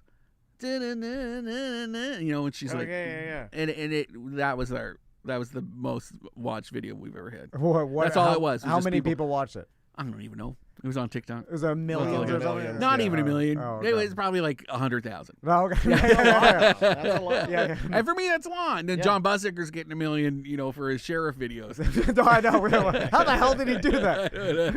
You infiltrate a couple conservative Reddit groups. Oh, they love it. Oh, they'll be They like, love If I was it. Mo, I'd be like, "Where's my million views? Let's do it for me, not the goddamn cops." well, I'm sure that's part of it. Mo could change a few things and you get a whole different algorithm if he wanted to. We already have that guy. Oh, Yeah, we do. well, this is old media, but Deadpool and Wolverine is coming out today. Today. Huge, You excited? You going? I don't know if I should go today. It's gonna be Probably crazy. sold It's gonna be out. crazy. Hey, happy Deadpool Day. You're damn sure not gonna But get any spoilers. I just from watched us. their Hot Everybody's- Wings episode. There's Yeah, no it's way. good. Okay, Oh, it was let's so good. Let's talk about that. They reveal, I believe, in that originally this movie was going to be a practical joke.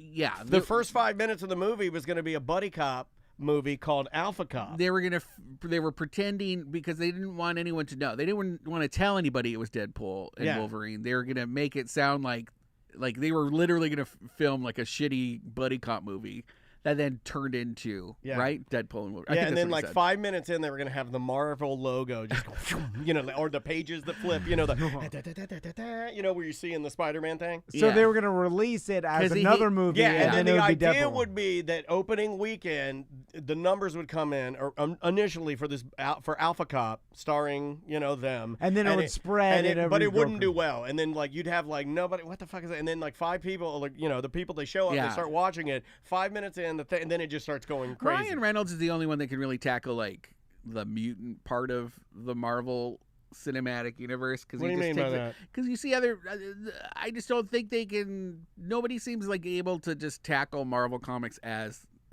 Marvel comics. They don't feel like comics sometimes when you watch them. But Ryan Reynolds, when he does his movies, I feel like he gets it. Maybe he's a fan.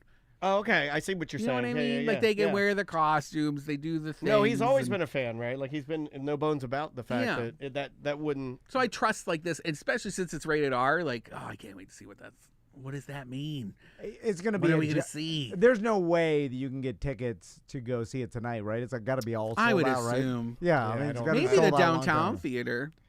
No, Plaza it's got to be Cinema. sold. I mean, I don't know. I don't know. such a huge movie I don't with go a to the huge movies, franchise. It's going to do. This will be the summer blockbuster. Yeah. Without a doubt. Is there anything else coming out that's kind of? I mean, there was Beetlejuice 2. I mean, we talked to Chris Crespo. No, well, I'll watch that. I was right about Terrifier. I guess Terrifier What's 3 that? is coming out. I hate it already. It looks so disgusting. I think it's coming out in October, before Christmas. Okay. So it is going to come It's out. obviously a horror movie. Yeah, it's about this guy Art the Clown. He's like this demonic, demonic Demonic.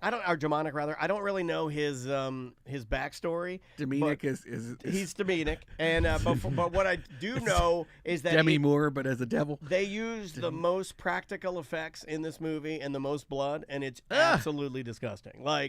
in the first movie, the first Terrifier movie, he brings home some like lady of the night, some whore, and he hangs her upside down, and she's topless, her titties are out, and they're hanging out, and she's on like a cross, and he takes a chainsaw and he just saws her from her pussy all the way. Oh, come on! I don't want to see who and it's watches like, this. And somebody, and it sounded like barcodes until you said the song. And what makes it crazy is that instead of doing CGI, they build a rubber lady, and he's got a chainsaw, and he's going through it, and it's spraying blood everywhere. That'll mess you up as an actor. Which honestly makes you feel.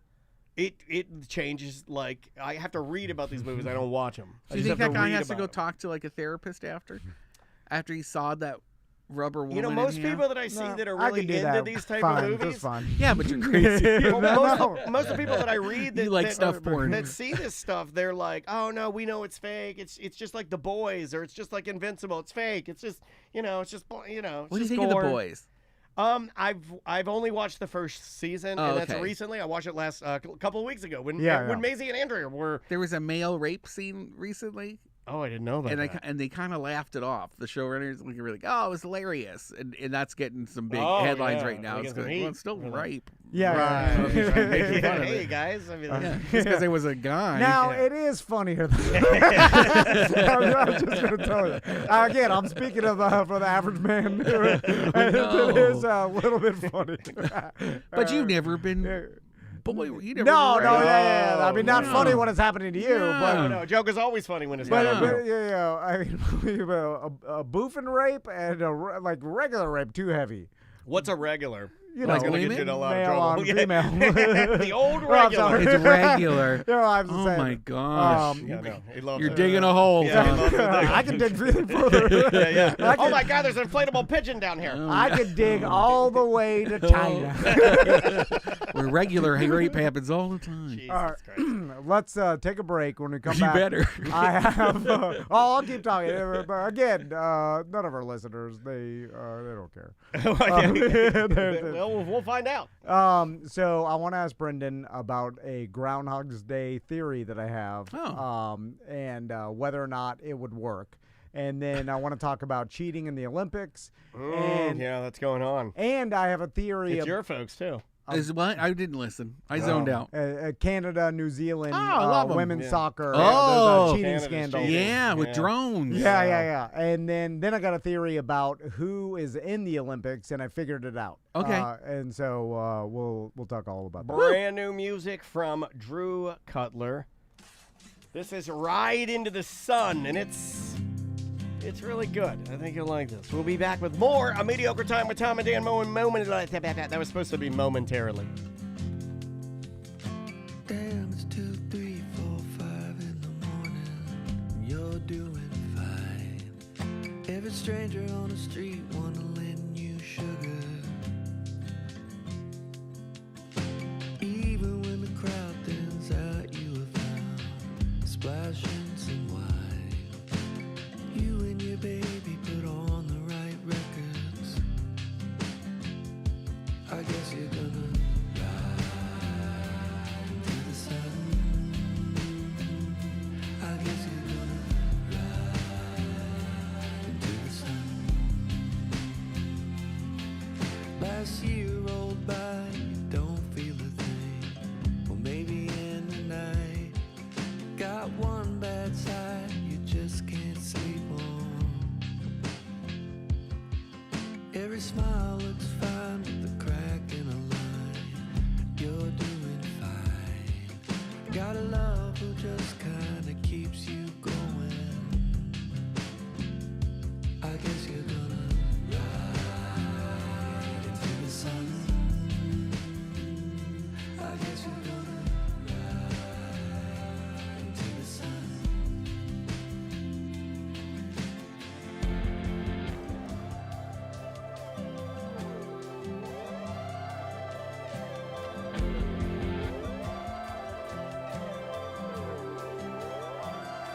I guess you're gonna ride into the sun. I guess you're gonna ride into the sun. I guess you're gonna ride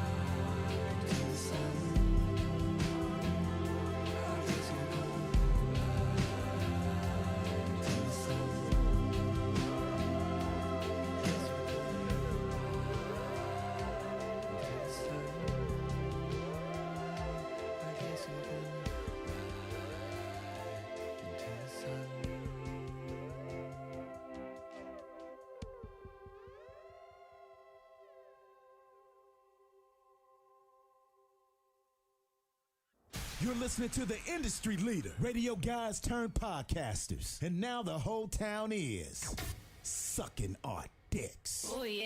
You're listening to A Mediocre Time with Tom and Dan. Oh, yeah. Don't forget to lick our balls, bitch.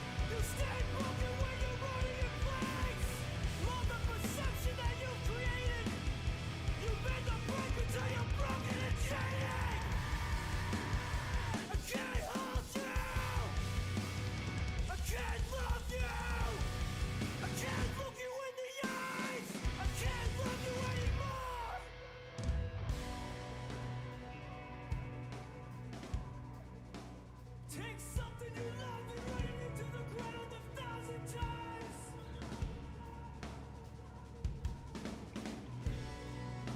Damaged eyes are unfocused to fit, and the skies to project.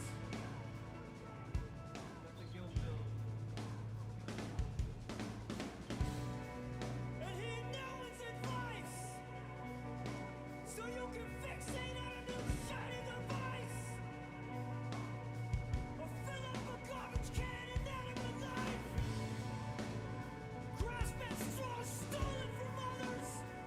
Disappeared in the ash to give yourself cover. To give yourself cover. You can't have nice things if we throw them away. You stay broken when you're running in place. Love the loneliness that you create. You bend the break. You push away. You can't have nice things if we throw them away. You stay broken when you're running in place. Love the perception that you created. You bend the break until you're broken and shattered. I'm learning to throw myself away. I'm cutting myself and using a few new cuts to bleed through. Live to relive the shame I was meant to. I can't regret my woes of now. I'm afraid to break until you're broken and shattered. I can't hold you. I can't love you. I can't look you in the eyes. I won't love you anymore. I'm not gonna love you anymore. That's the sequel to Potty Potty. Patty Potty Potter. Welcome back to A Mediocre Time with Tom and Dan. I'm Dan. I'm Tom. Brendan O'Connor Hey! on the couch. Hide your husbands. How'd your wife? I ate ribs with that dude. So, Brendan. Yes. So do you? Okay, this is my Groundhog's Day question. I love it. I love when you set up my questions, Tom. And we stumbled upon this earlier this week, and we kind of talked about it. But in the Kind of movie, sounds like we're perverts. in the movie Groundhog's Day, The answer is yes. Bill Murray's character Phil, right? Like he relives the same day, and at a certain point in the Did movie, you just rewatch it? he decides he wants to get with Rita, the female reporter, yeah. right? Yeah. Andy McDowell. And so then his Girl next door. his goal Big Bush. is because gonna he say this? But she's Italian, right? yeah, I don't know. Right. I mean, From but she had the the waist down. But she had the curly brown hair. Yeah, and she yeah. dressed like a bookshop owner or something. Yeah, Yeah. this was early '90s, so definitely Yeah, Big but Bush. Big Bush. yeah. I think I'm into it. with handful titties. So I like that. I like that. So in the movie, Acorns. he figures like he only has 24 hours, right? Because the day resets. Right. So his goal is to sleep with her in one day and seduce her basically in 24 hours. Uh-huh. So in the movie, he starts learning about her, what she likes, and then every day it resets. He'll like bring up like the poetry she likes and the places she's visited. You know, using manipulation essentially. To Typical way a man would use this Yeah. situation. I mean, that is. you know, I mean, oh man, I used to be Little Danny Groundhog. he does an ice sculpture of her. Like he learns Yeah, all these yeah. things, and now I used to call them party tricks. It's My funny. old shrink used to tell me to knock that off because I would collect them. Because and it's manipulative. I'd go out on dates, and then I would use a bunch of party tricks to charm the girl so I could fuck her. Yep. So- Yeah, that's what they. Isn't that what's it called? Those guys that they think they deserve sex. What? You're talking about incels? Or? Yeah, it's very incel, because No, I don't think I deserve it. 'Cause I you just work deserved very it. hard for it, like You're a clown. You're Is that doing a the terrorist? Well, I'm not a No, terrorist. involuntary celibate. Involuntarily celibate. Like Oh, okay. they think they deserve sex. They're just not getting it, so they get mad. Oh, no, that's I not feel me. that way. That's That's what I tell my wife. But that's kind of what this guy's doing, because he's like, jumping through all these hoops. Where's my vagina? Yeah. So, and essentially it works in Groundhog's Day. He finally gets her back to his apartment. You just want to charm her. And it turns out she's got a toothy vagina. yeah. Oh, that's a movie. So I started to think, could any of us do this to any person if we had unlimited days to do it and reset? Yeah. I think I could. Because And who would it be? I already no. But I already have a very high, like, not to sound like Tom on so, because normally I don't ever sound like Tom, but I have a very high opinion of my chirping and my charming. Oh yeah. And I think at my peak, I don't know when my peak was, Yeah. but I do believe that I could sleep with any human I'd want to. Oh. Absolutely. Now that is pretty braggadocious. Pretty braggadocious. It is. Because I'm not talking about I don't anything think it- forceful. I'm not talking about I anything at all like the forceful. confidence. I'm not talking about anything at all forceful. With that kind of confidence, you could get it. There are women. Yeah. That That find me disgusting and I can still sleep with them. I think I can. See, now I've had a lot of tall with women. the Groundhog's Day scenario, or maybe obviously not with any scenario, because the Groundhog's Day scenario is interesting because you get resets day after day, infinity, right? Yeah. So basically, you learn about the person, then through manipulation, because that's what it is essentially. Like would you be okay with that? What? Of course I would. This is Groundhog's Day, Brendan. Would it Be weigh okay heavy? with Yeah. it. We're Like stuck after- in an infinite Groundhog's Like Day. on the 50th try, and you're like pretending. I've to already like killed the myself waffles, and 1,000 you're times, Brendan. You don't understand? I'm okay with anything. I'm insane now. Unfortunately, I feel like there's a little bit the insanity things he's not wrong on. At the 50th time, I kind of feel like it's a cheat code for a video game, and It's not even real. I gotta go like, okay, Yep. remember she likes this flower. She goes like these restaurants. This is the place that I would have everything in a line and try to remember it. But I don't know. But then I got mad because I asked him if let's say I got something wrong. Let's say you were the love interest and we're talking, and I'm like, because that's why I'm going to take you to your favorite restaurant, Antonio's, and you're like, yeah. I don't think I ever want And to. let's say I blew it. I want the ability to be able to restart the day instantly. I don't want to have to go through the full 24 hours. Oh, of having to live with the failure. Yeah, because I'm like, oh, I'm so bored now. I go kill back to yourself my, every I'm not time gonna you kill fail. myself, but Well, if you kill yourself, it resets. So that's the way. okay, I Yeah. kill myself. Yeah. Just then you're like, and then I have to watch the sunset Yeah, you again. just blow your head off back to Yeah, the start back over. to So, but it So is- what's the question? Well, that's the question. Do you think that is possible with any person you've ever met around you? Eventually, if given enough time to learn about them, and in I one think day there's certain time. people that will read through the insincerity and just be like, you're working me. I think eventually. But you change it, you tweak it next time, so it's not. You know what I'm saying? Like, this is could a you tweak it variation. enough? I You'd think have to be a fucking psycho killer, to shut yourself off enough that you could convince someone. Like there are some people that it just wouldn't work. I would think. I started thinking like this. I don't believe in those people. But because I was like, yeah. I'm also I was the like, type of there's- person. I think that if I were ever trapped in an elevator and then they came through the elevator speaker and said, Excuse me, sir. You and the young woman in there will die in the elevator. that woman will want to sleep with me because we're gonna die. In there. Like I always believe that I'd be Nah, charming enough to be able to talk to her. We get to talk. Well, that's the difference between women and men. And You guys think about weird shit. Yeah, we do. I don't think about Rome though. I've never once thought about Rome. Not I also even don't one want to time. change. You don't? I think No. about Rome all the time. By the way, this only Never. works for men. With women? Yeah, with women, really, because because Oh. another man will be like, If a woman came up to me and said anything to me, I'd be like, yeah, I'll fuck you. Yeah. Like, do you want me to blow you behind this dumpster? Even gay shit. Like if we were like alone long enough, like I think someone would be like, all right. Oh yeah. Oh, without a doubt. Yeah, this doesn't work for gay men. In an elevator, 100%. It doesn't work really with gay men either. Like, man, I'm just too horny. If we were stuck on an island, you're not straight anymore if you're stuck on an island. But I do think a woman can walk up to me and go like, I hate you, but I'll blow you. And I'm like, okay.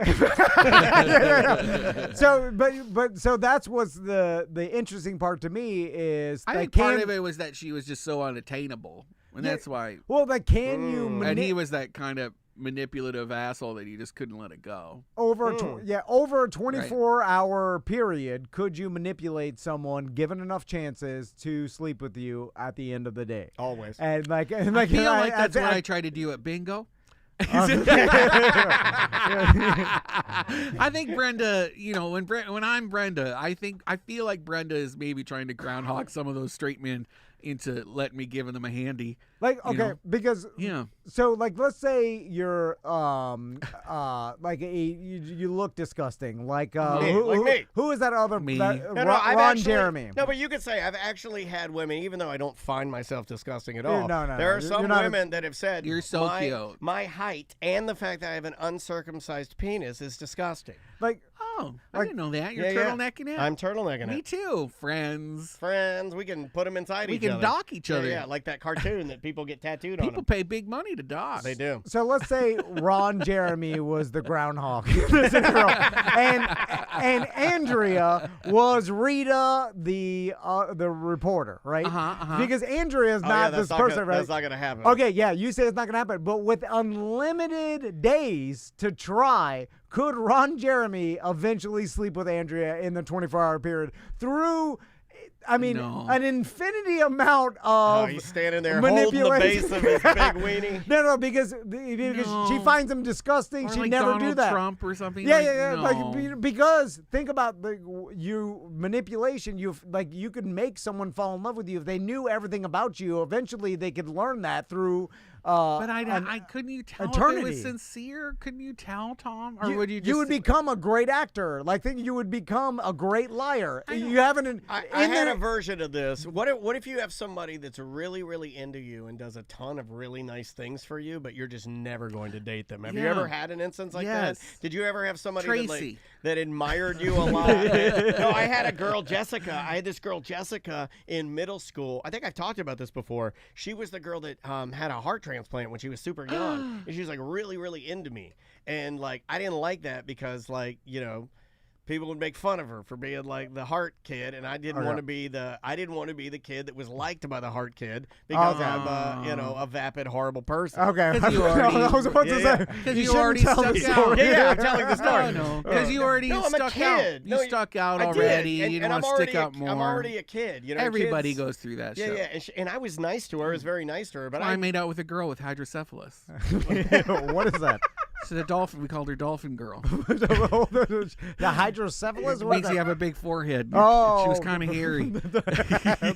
We made out because I was like, we might as well. You felt bad for the whole dolphin head. No, I was just like, I just don't know if anyone's going to make out with it. At that point in my high school, I think it was grade 10. Okay. Nobody wanted it was like me. A charity. No, I took you. advantage of it. I was the charity.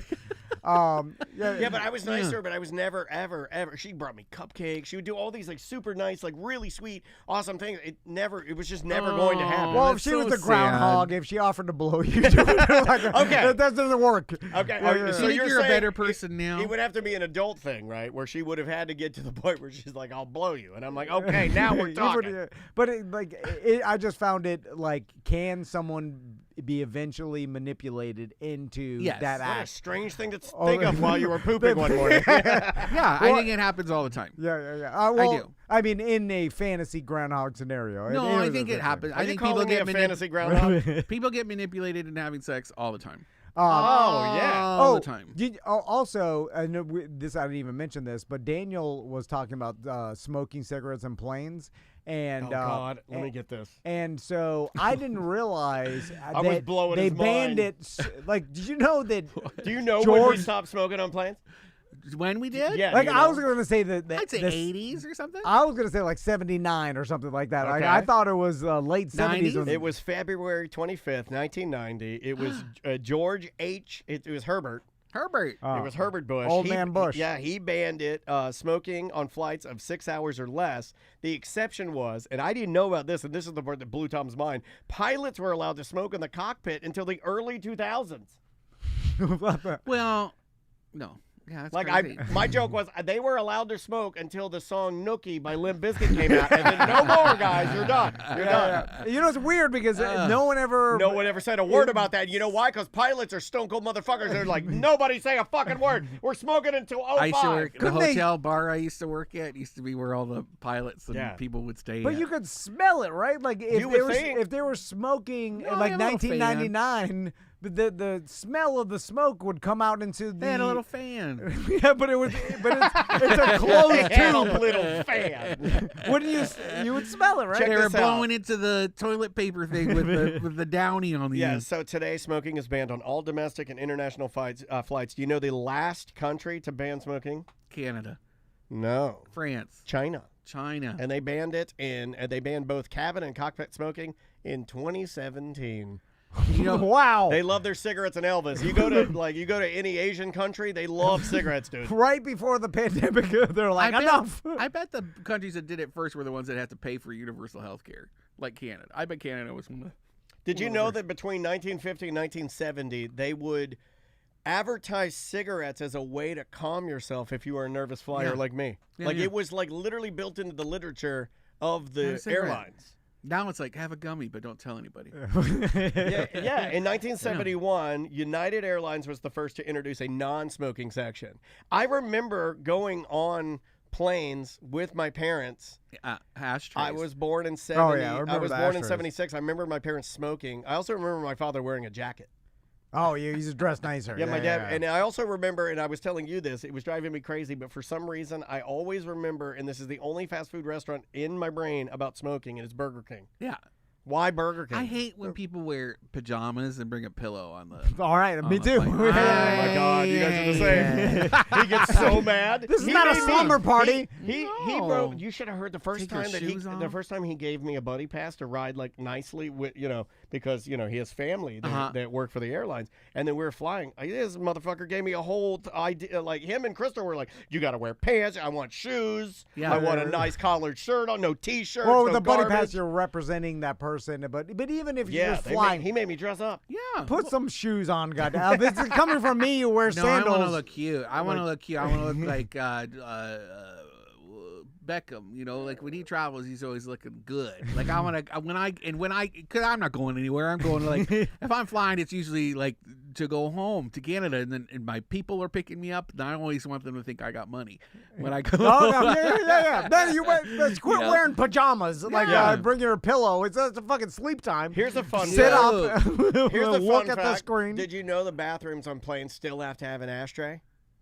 Really? Why? They have to, in case somebody lights up illegally a cigarette, they have to have a place to put it out. Because they don't want them throwing it in the fucking toilet tissue Anyway, bin no, and it's got starting to. a They'll fire. put it in there. It's a $4,000 fine. By Kill the way. everybody. And here's the best thing that I learned about smoking on airplanes. Things I learned. Yeah, I know. Did you know that in 1993 they attempted to create a smokers-only airline called Smokers Express? Oh, Fuck yeah, dude! Where's that T-shirt? I want a Smokers Express God. Airlines T-shirt. Can you imagine being the worker, like the staff, the stewardess, just coming? Oh, you just stink. Smokers Express. It never well, got a they license. smoke too. It never happened. It never happened. And they could never get a license.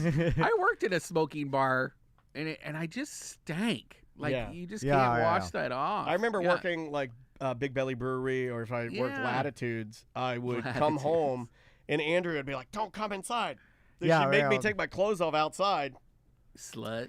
because and make those that because I stink. stunk like shit. Yeah. And you've Yeah. And any dumb, event we did at like in a smoking bar or something like that, like it would just like you would reek. You would Yeah, just yeah. reek. Remember what was the Junior's Diner?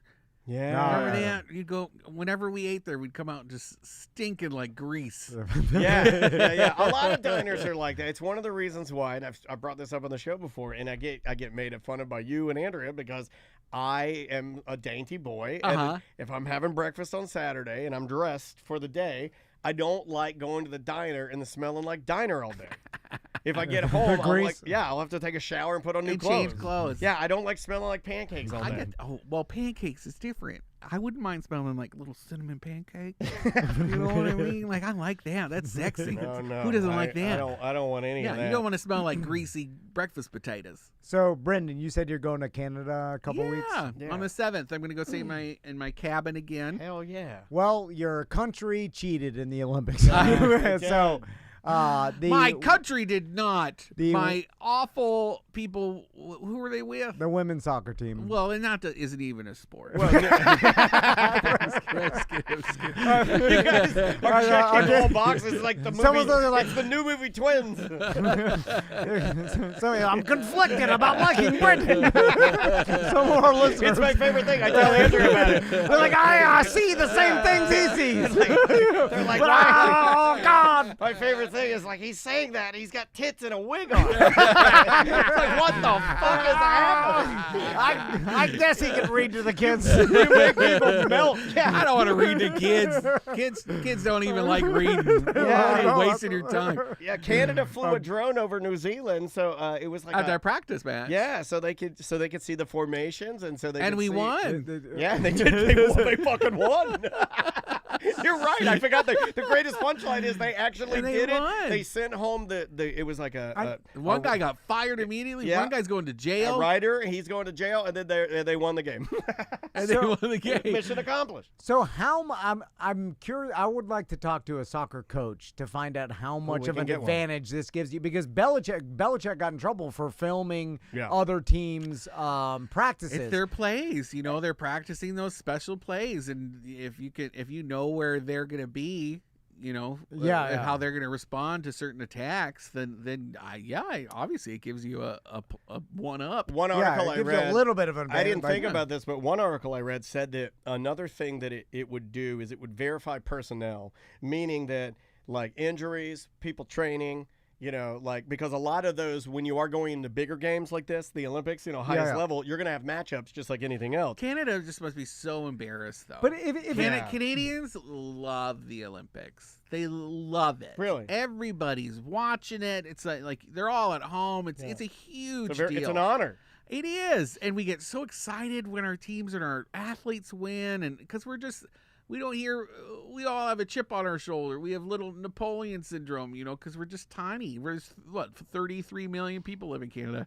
So it's a big deal. So I can just imagine how embarrassed everybody is at home right now. Yeah, but you guys are more of a winter sport country. No, they've really been trying to improve their soccer. I know in Canadian we take men's. it very seriously. Well, Canadian men's, we have a history with Canadian men's soccer with Kyle Larin he's still playing. At the highest level, he's still captaining the. I don't know if he's a captain anymore. It must be huge. I guarantee it's national recycling news. Like everybody's talking about this right now, and how to keep it from happening. And they're mad now. My question is: so if this does give you a considerable advantage, right? Yeah. Then why aren't people paying off lower interns and camera people that work for the team and stuff, people that don't make that much money, because to tell other teams what their personnel changes and you know what I'm saying, or videotape the practices on their cell phone and then sell it. It doesn't seem like this is happening that much. And it probably doesn't. I don't think it happens much because people take it seriously. And the whole thing about the Olympics is goodwill. Well, why would you want it to? I mean, that's to make money though. Oh no, but it's going to destroy the sport. I wouldn't do it. Well, if some poor intern would take money from another team, hey, tell me all what you know, I'll pay you. I think they care too much. $5,000. Yeah, but they're not making. They're not making a lot of money. As athletes at the Olympics. Unless you have a sponsorship deal or something, like they're there because they of course. No, I'm not talking about the athletes. I'm talking about because in every team. They weed them out. I'm sure it happens all the time. But you're gonna know because most people that work as an intern for like the Jacksonville Jaguars are only doing because they love it. They're not getting any money, and they'd have to be pissed off or mad or have a chip on their shoulder to try and sell them out or even put themselves. You could go to jail for that. Why would you do that? Why would you risk? I don't think you can go to jail. I think you can. No, because there's nothing like you telling another team about some other place. That's not illegal. Well, I mean, it can blackball you forever. It could, You're acting as if it's free and you could just do it and there's nothing that can happen to you. Yeah. You could literally ruin your life.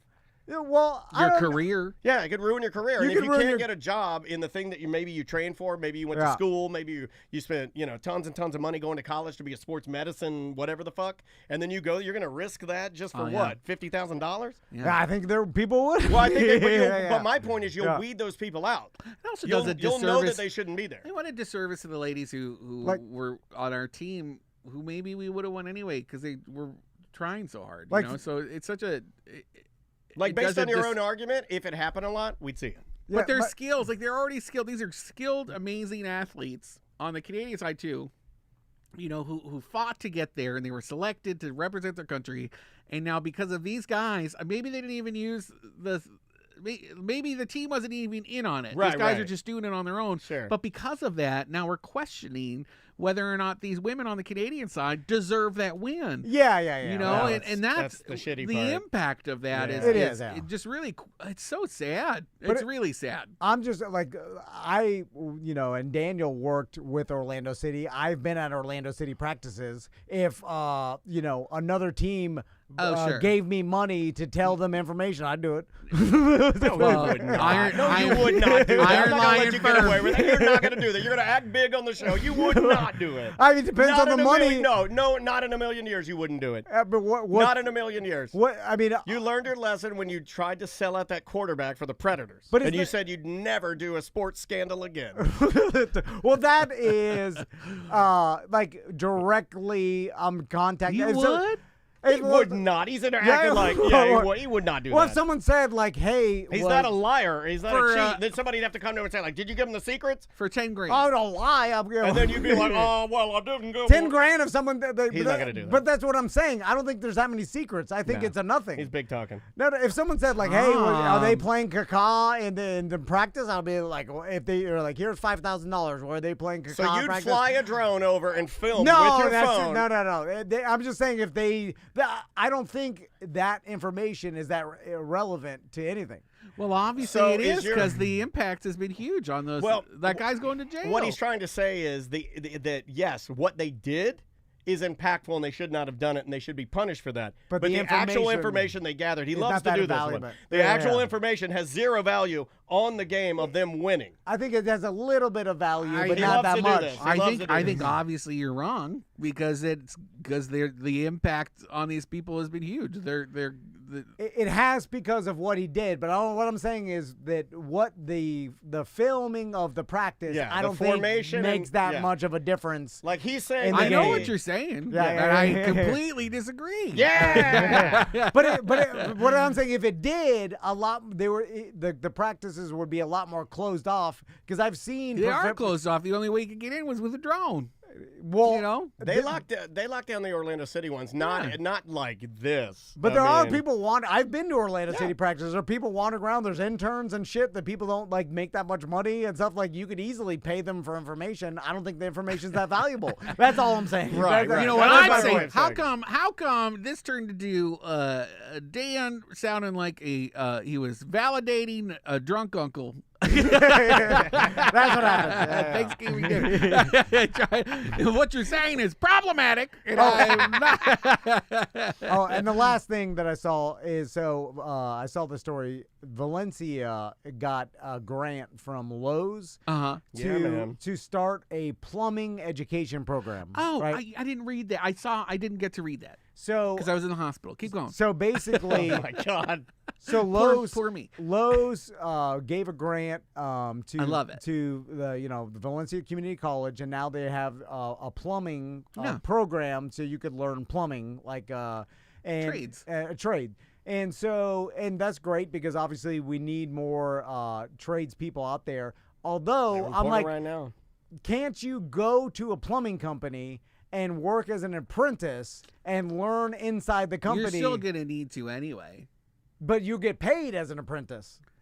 That's why, and I'm not sure about how that works, but I'm throwing it out there for all our listeners to tell me how it works, because I'm like, why would you pay Valencia for the education of being a plumber when a company, I believe... You have to log, isn't it like a pilot? Like you have to log certain hours or something as an apprentice? I mean, it's kind of like... They still pay you a certain... That's a great question. I don't know if all apprentices are paid. Like, that's the whole point. Like, blue-collar jobs, you can work and get trained by blue-collar companies. You don't have to go to colleges to learn them. It's probably like a guided practicum, and then they work with like Lowe's, like a licensed Lowe's plumber.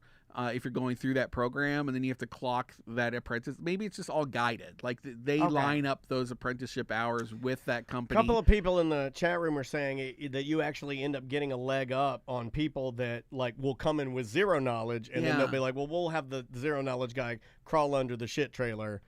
You go into with knowledge, of like course, my ROTC but you're buddies, paying for it. But my ROTC buddies would go in. I remember when they would stay in forever, and then they would work summer programs through ROTC or whatever, that's what we called it. And then at the end, when they would go into the military, they would come in with like some like stats. Yeah. Like they weren't coming in as like the lowest grunt rank. They were coming in with like a little. Yeah, in Canada, that's a bad example, but no. That's a great example. In Canada, there's colleges and universities, and when I was in school, if you wanted to go to university, that's where you would get like a doctorate degree or something, and you had to stay in high school for one more year. But if you wanted to go to college, that's where you were learning the trades. You could graduate in grade 12, and then you could learn to do solar farm stuff or trade work, plumbing, electricity. So there were two different streams for that. Yeah, but like Germany. But in the United States, like colleges, universities were white-collar jobs, and then blue-collar jobs you just got, right? That's how it always was. You know what I'm saying? Like, no, there were trade schools around here. There are. I remember some of my buddies going to trade schools. Like DeVry, if your dad owned a plumbing company. Obviously, like you could, or someone you could just start, learn on the job. Like I know there's some trades, but like plumbing, I guess DeVry, there's like electrical engineering. But they're not teaching you about like the liability shit that's behind it. Like I'm sure there's like a whole other slew of behind the scenes running a business. A plumbing business that you're not going to learn on the job. Right, running a plumbing business really has nothing to do with the plumbing aspect. It's more of the business aspect. Or at least it doesn't have to. And business and managing employees. The theory of plumbing. Growing a business. But like actually doing the plumbing, I just found it interesting because I was like, wait a minute. Like now, is it going to become like where these colleges are going to try to pivot to teach you blue collar jobs that before didn't cost you any money? Like now you got to go to college to become a plumber. And you got to pay for that. I was like, wait a minute. It used to be free, or you used to be able to get paid to be an apprentice. Clearly, Lowe's is seeing a dip, or these companies are seeing dips in people who are applying for those jobs. And so if they're getting in early, like Disney did it with the food program. What am I saying? Like the hospitality program. Yeah. And so they're underwriting the hospitality program, and Rosen does it too. That was the example I gave you this morning. And it becomes a feeder. And it can even start as early as high school. For some of these kids, they learn about cooking. Then they go to Valencia, and it's like cordon bleu. They get all the skills they need, and then they're guaranteed almost a job with like the parks or Disney or hotels afterwards, and they're tailor made for those companies. Well, they've also been trained, and here's the best part, is that you're not just getting on-the-job training, you're being trained in the way that we like to do stuff. Yeah. So when we put you on the street, you already are in our image. And there's something to be said about that being kind of gross and weird and big brothery. But it is very big brothery. But if you know what you want to do, like why not end up at a company that's going to give you health insurance too? And pay you to do the work. Right. Although it's weird because Lowe's, it would seem like... what's in it for them to train plumbers? They must have a plumbing signed arm or something like. I think it's just name recognition. Honestly, I Really? think it's just slapping your name on something that feels like you're helping blue collar But America. like Home Depot has in-house builders, like teams that will They go do, and- but no DIY yeah. stuff. Isn't most of that though outsourced? I don't know. I think most of it is Yeah, to yeah. other contractors, just like any other Yeah, CG would do. Yeah, because when you get a contractor from Lowe's or Home Depot, they outsource. It's all outsourced. I think it's just like any other CG. A local, they. But do- I really Well, do then I believe retract everything. Yeah, I no, said. I just think I really do believe that at a day and age when it's hard to get eyes on anything and it's hard to be in good news. Yeah. I feel like if you attach if it were Tom and Dan gave this amount of money to start a podcast school, Yeah, what I'm then it's saying? just marketing. Yeah, Yeah, it's yeah. literally Yeah. just my like friends that were in trades did great during the pandemic. You Oh know? my God. Oh yeah. Yeah, I was, oh my all God. my Richest marketing people I friends know are- I've had that discussion with Maisie. I was like about how good trades can be, Yeah. and and learning those type of jobs are becoming more important in this AI age because we don't have digital toilets. We have Skibidi toilets. Skibidi toilets. The problem, I was about to say a cliched term, was like some of the richest people I know are in the trades, but they own the company, which is completely Yeah, that is different, different. than working on the actual plumbing. That applies to everything. You Yeah, gotta own. yeah, yeah. You gotta own it.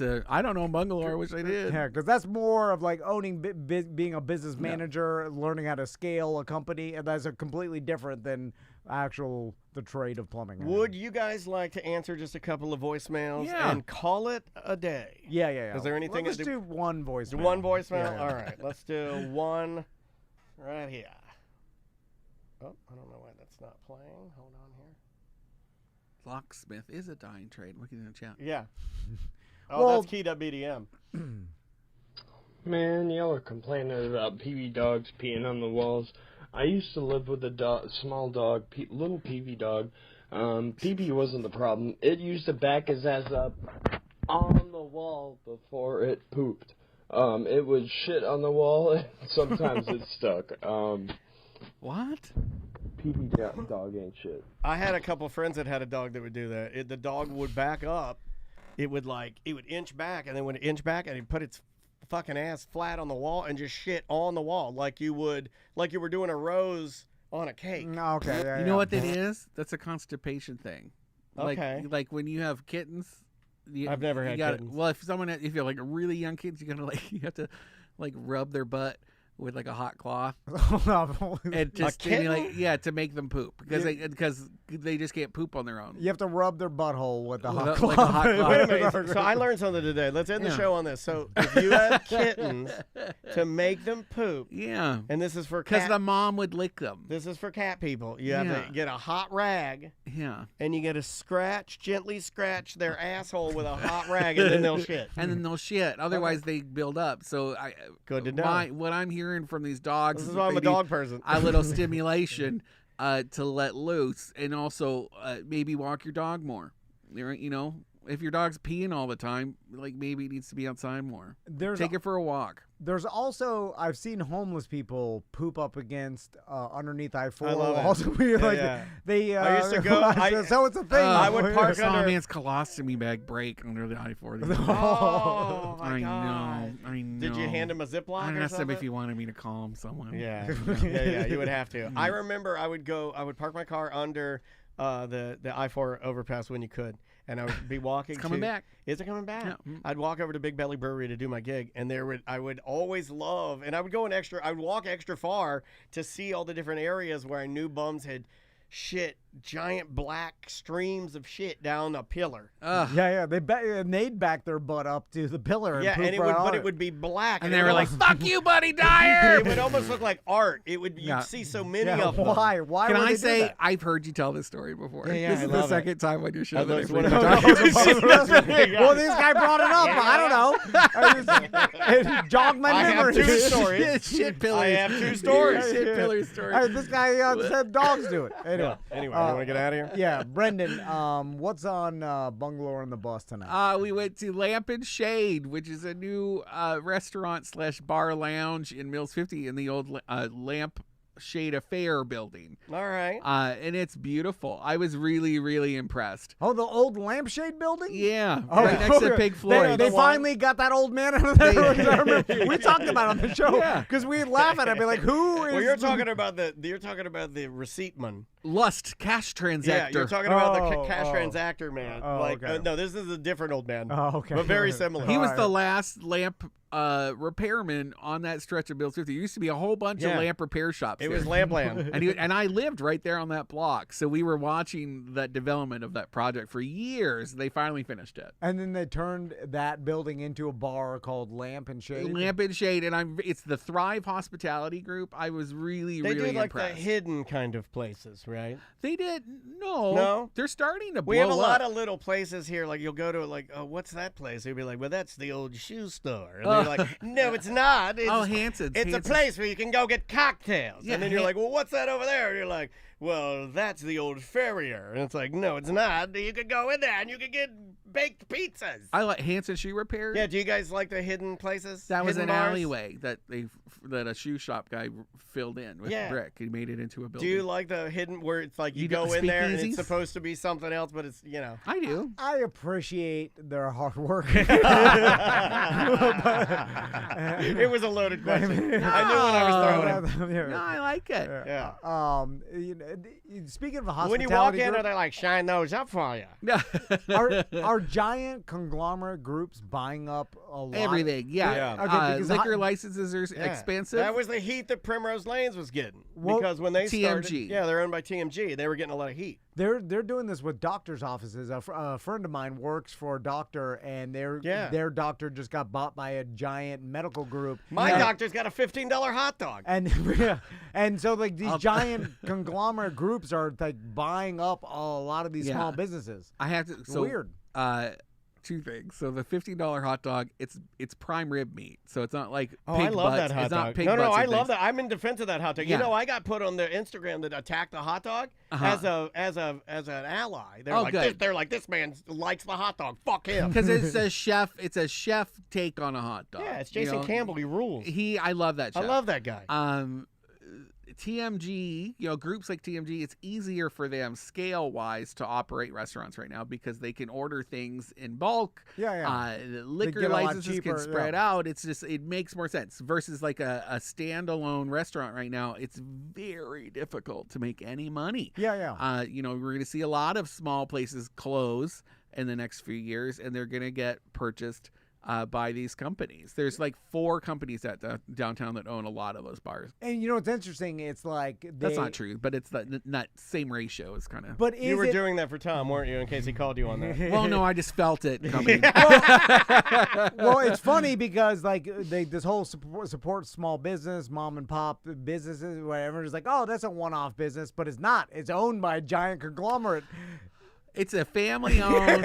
It's family. Same with Foxtail. People hate Foxtail, and it's but that's a local guy, local jobs. And there's a carrying capacity here locally in Orlando where people don't like when there's more like than maybe 6 locations that are owned by the same person. Jeff's Bagel Run is about to hit that capacity. He's gonna hit 30. He just got funding from a race car driver. So he's franchising. So it's not him. Jeff, advertise with Tom and Dan. I can sell your bagels. I believe in your product. He does a great job. Call me 407-227-9504. No, come on, don't my give personal out cell phone number. Call me. Kelly's Homemade Ice Cream is edging up on it, and the Domu kids, the Domu cats are interesting. Jason and Johnny Chung, because they are investing in other Asian business owner concepts, and so they're kind of owning them, but it's not them running it. So it's easier for them to continue to expand, and people aren't mad at them about it. Of course, and this is just listen. People, just something I've noticed. People don't understand how hard it is to run a small business to begin with, and so when you have backing and you have money, and then you have procedures and stuff and you have buying power of a big company. Yes, it's like that's the only way for these small businesses to compete. Staff between those locations. That's a huge thing too. And I've seen this with a lot of even some of our sponsors and stuff that own multiple things.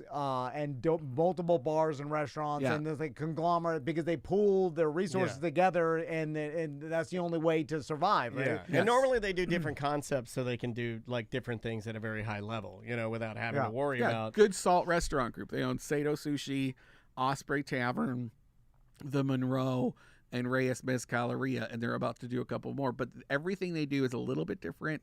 It's chef-driven and just very curated. And so they can continue to expand and nobody's going to be offended. But Foxtail is they're really... It's the same thing, and they're everywhere, and people are upset. Yeah, which I think is silly, but I just want to ruin people's time when they think they're supporting a small mom and pop. That's fair. That's fair. It's really it's the little things for you. I answer those questions all day. So if any of your listeners are like, "Who is this? Who owns this?" You can email me or text us. In our social medias, we'll answer your questions about stuff like that. They're all owned by giant conglomerates. Not all. And that's where you're giving your money. If 70% of what is it? 100%? I don't know what it is. Most of a dollar spent locally stays local.